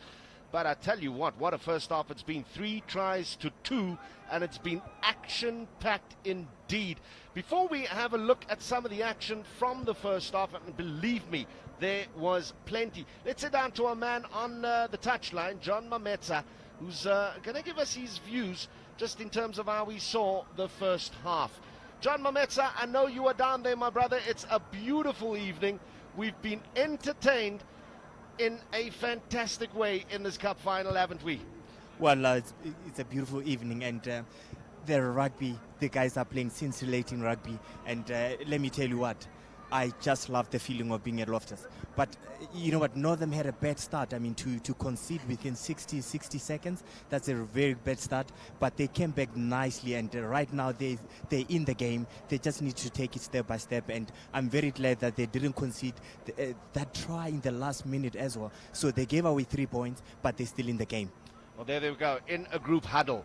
They know that they are ahead, but they also know that there are facets of play where they are battling. But this is how it all started. 2 minutes and about 30 seconds into the game. What a fantastic hit it was there by Stefan Vermeulen. And then the turnover was forced, and Kefense Mahlo finds himself in space, acres of space, and says thank you very much. 5 points on the board for the former junior Bok. Tell you what, supreme skill and speed there. Second try then, of course, they played it out wide on the left. Isolated was their fly-off, and Charles Goodall said, yeah, I'll take the ball, I'll take the space, and I'll give the Bulls another 5-pointer. What a run that was. That was unfortunate. Nothing in the plans that they've reviewed the whole week about what the Naka can bring to the party. That was nothing they actually can go back to and say we got it covered, because it was a mistake that happened and actually exploited by the Naka. Now have a look at this. Patrick Hutton with the step and charge and score. My goodness, it was lightning quick. You think he's passing? No, he's not. And he's on your outside.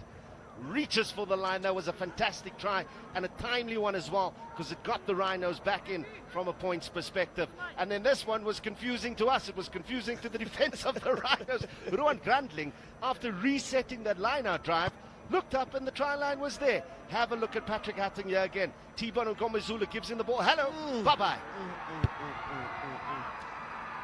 Carbon copy. I think the number 8 is the first guy who also missed him in the first round, but that actually must give him an advantage, because the number the ref was in his way and he actually snapped through. The same thing there, he was looking the wrong way.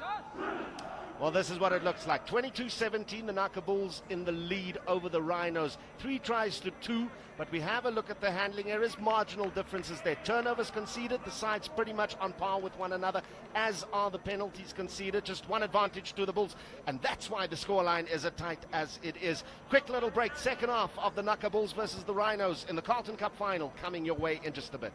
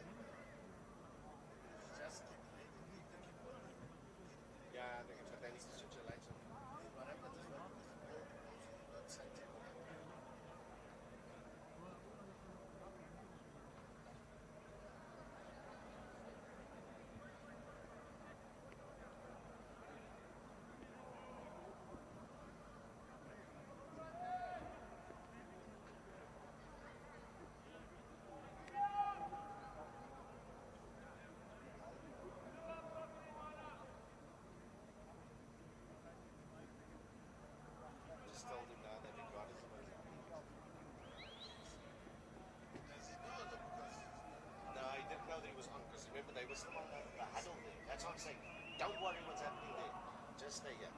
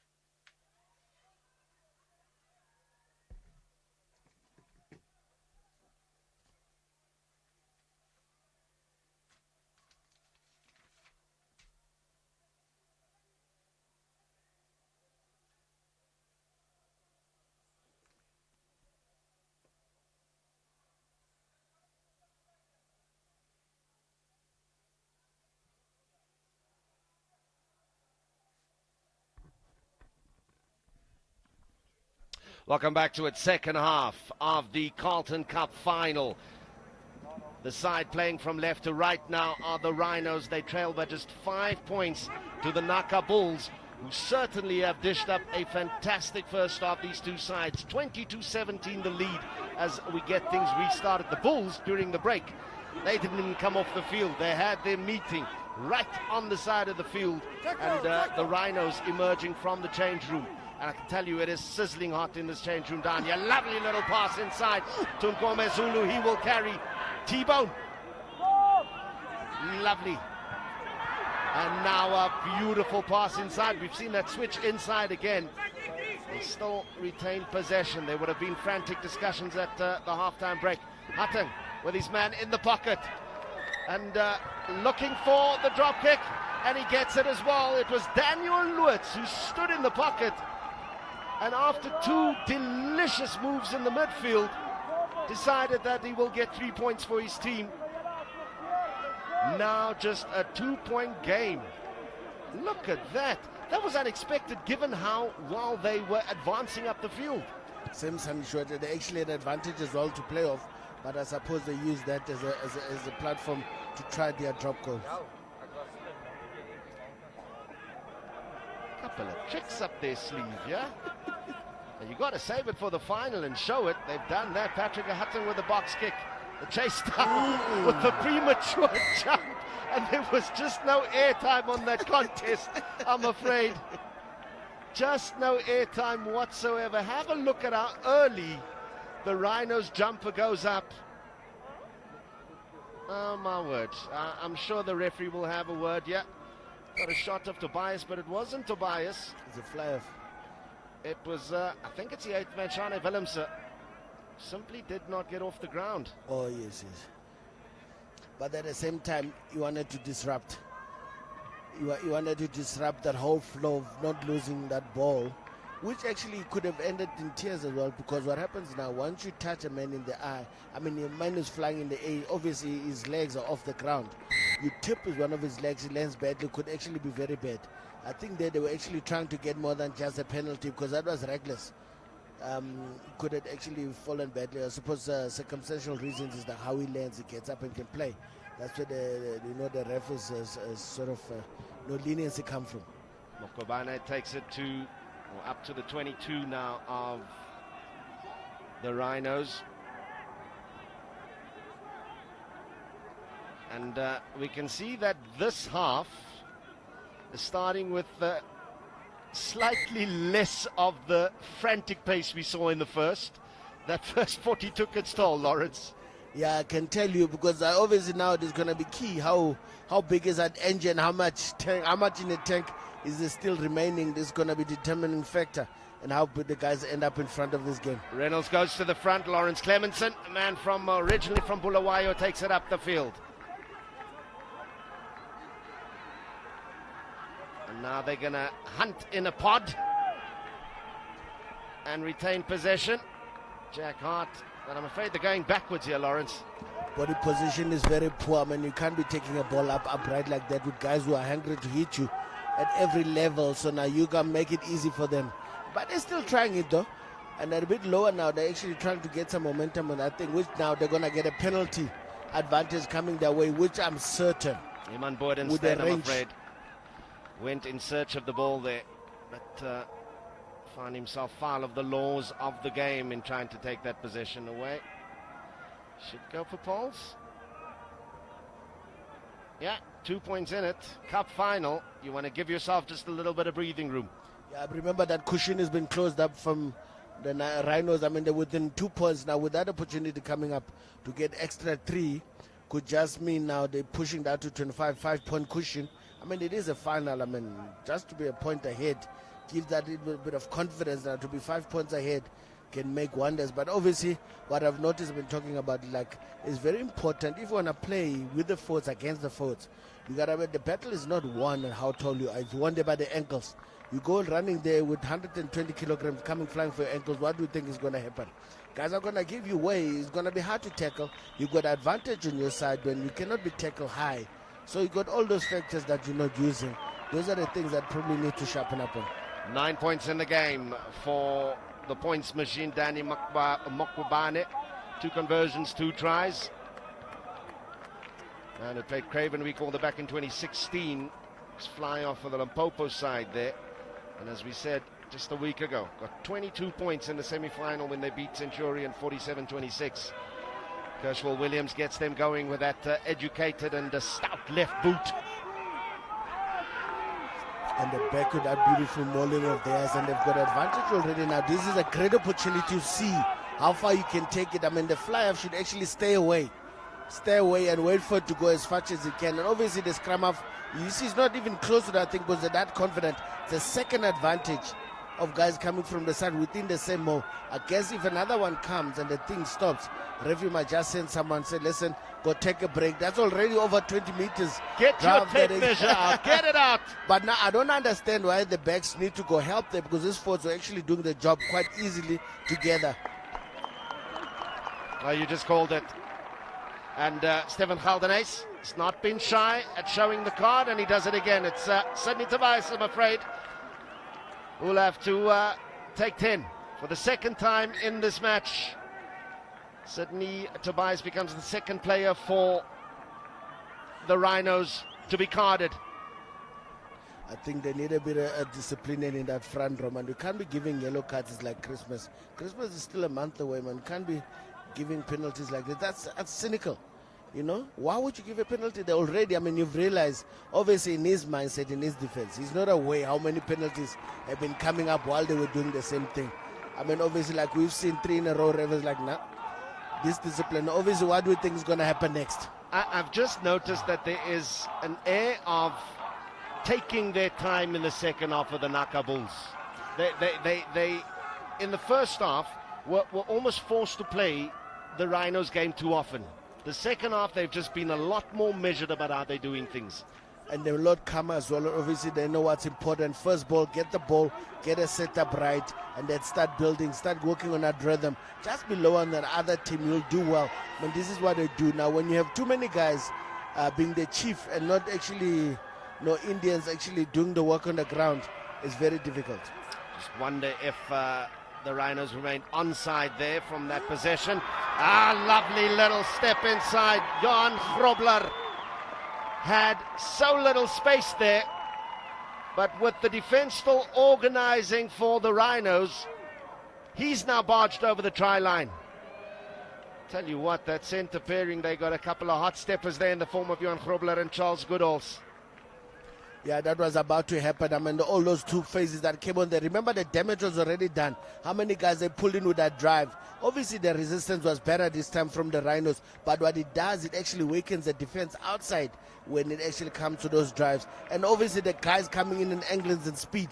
The first one almost scored as well. Obviously, he was caught. And then the secondary line was actually impossible to stop. I mean, he had time to hit and spin and just go under the post. I'm sure with an extra 2 points that add to it as well, just makes it more difficult for the Runners to stay in this fight. The score keeps ticking along. We started with just a 5-point game in a 22-17 already. After 8 minutes played, it's 32-20. Where will this onslaught end? It's been merciless. But if I can tell you, Udo, it's actually the one team that probably, both of them is very important today. It's a milestone for them both coming in here. But for them, it's more crucial than anything else. The Naka Bala want to win this because they've tasted the final before where they got beaten by, obviously, by Centurion back in the day. Now they want to make sure now here they don't actually leave any stone unturned. Remember, they are a man down, but they have possession. In the middle of the park, Hutton gets things going, and there we go. Tibanum Gomez, no, it's Kwesi Kafu rather. Gets moving. Neat little distribution there by the big man, Tabisum Gomezulu.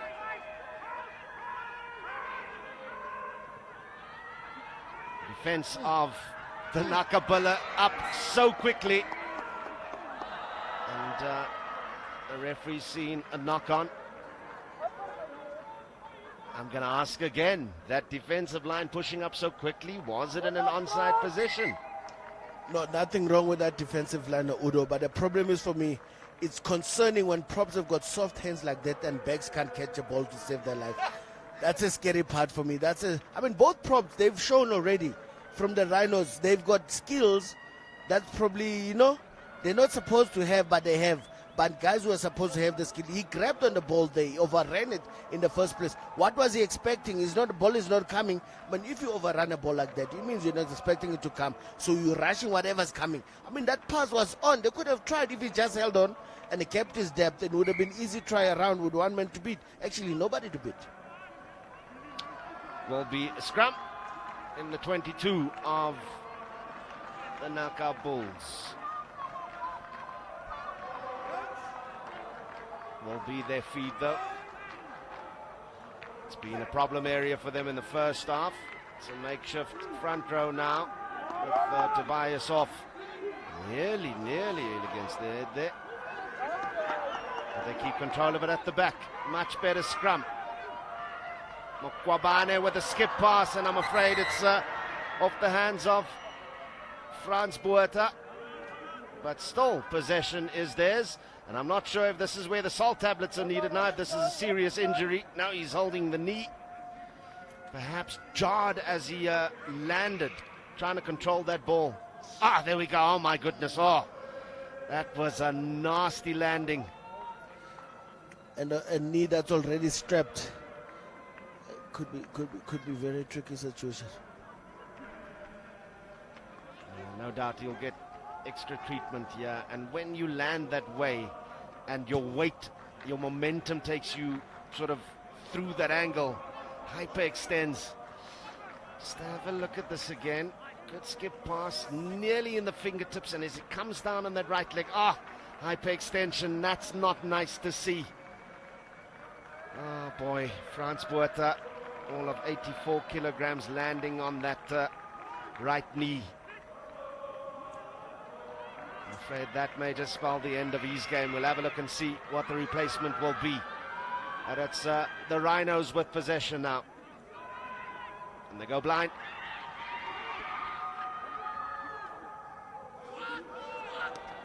Somehow possession wrestled away from them. And Stefan Carlton is saying penalty. Should have vacated the area there after he went to ground. Didn't roll away. So this will give relief to the side who are up by 12 points now. 32-20 the lead. This is all the Naka Bulls have to do. It's control the controllables. Force mistakes out of the Rhinos.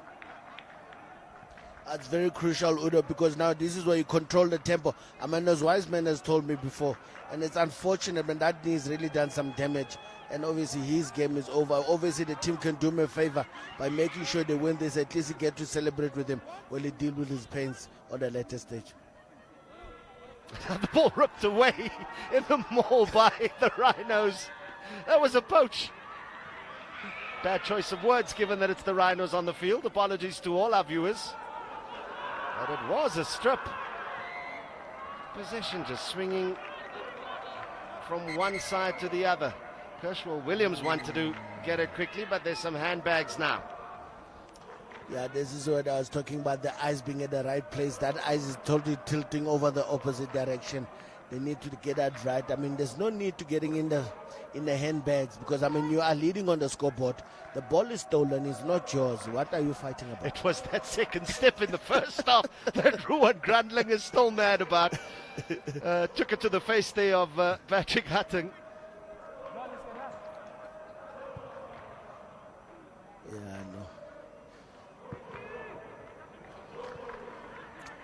No need for it. No need for it whatsoever.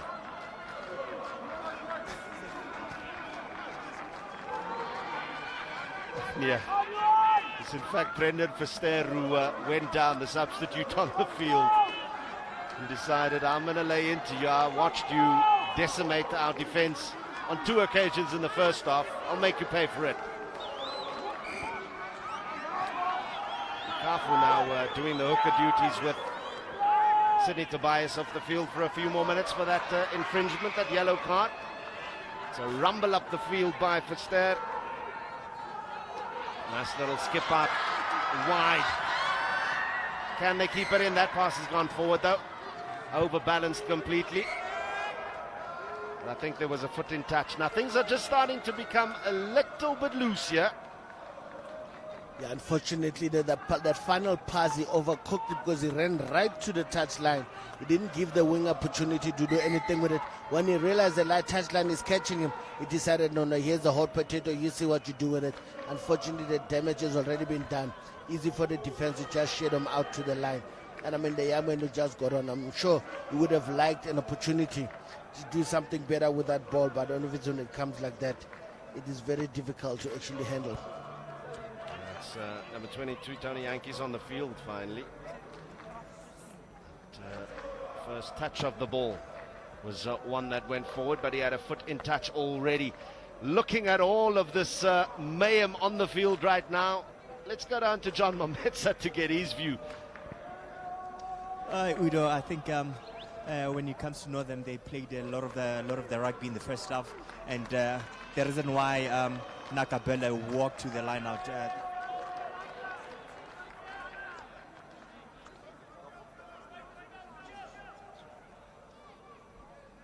Thank you very much, John. In fact, not only Yankees onto the field, it looks like Spongile Nobuka has come on as a replacement on the left wing for Frans Botha. Kafu goes short. Looking to run this one. That's a well-timed intervention, but they still have possession of the ball. My goodness. My goodness. Rowan Janssen van Rensburg had an opportunity there. It was a good pass. But sadly was it Anthony Brunt who just could not hold on to it. No. That was Ashwell Adams. Just could not hold on to the ball there. Let's have a look at this now. Lovely little break down the field there. Oh. I'm afraid Ashwell Adams, former Raiders dispatch player, has taken their team's tally of handling errors now to 4 with a costly one because the field was wide open to them. And I suppose it was a blessing in disguise, but he slightly looked forward from the hand out as well. He drifted slightly forward. But the pass when he got, when he broke the line, was definitely forward. Obviously, they're having the advantage of a replay. The ref, if he doesn't see it, he doesn't blow it, so the game carries on. Right, Scrum Doctor, diagnose this one for me because it looked sick. Yeah, and I think the replacement there in Brendan, first that he was actually rolling his bind. On the other side is a different angle that we're getting now, but that one is definitely, to keep up the shoulder, and often when your arm drops, then things gets complicated, and obviously right in front of the ref, it's an easy call to make. It's another story when it's too far, when he's not sighted, and then he guesses, but that one is easy to make. Right, there'll be some relief now. It's been a frenetic 5 or so minutes with a couple of physical incidents on the field all over the park, players really getting to know one another, but the net result is that the Rhinos have not been able to add points, and the Naka Bulls have not really been able to take advantage of the one man that they have superior to the Rhinos. 32-20 to score, and now a nice little break by them. Right, yellow scrum cap, nearly an intercept. So close to an intercept. And is it poor Ashwell Adams again? But to come in his defense, it's the second time he's touched the ball. First one he knocked, and the second one he touched. I mean, obviously being on the field for so long, not being able to handle the ball, I think it does something to your confidence and ability to actually do. I mean, I know you're on the wing, you're far from action, but I mean, when that ball comes, sometimes you're not sure what it feels like, what you should be doing, because you're excited, you want to do something miracle, because you haven't been actually, I mean, we've mentioned him twice, and every time it's been a knockout, which can't be fair to him, to be honest. Got to feel sorry for him though. In the first half, he scrum off, stepped, looked like he was going to pass, and then scythed through the line with a beautiful sidestep on 2 occasions. So understandable.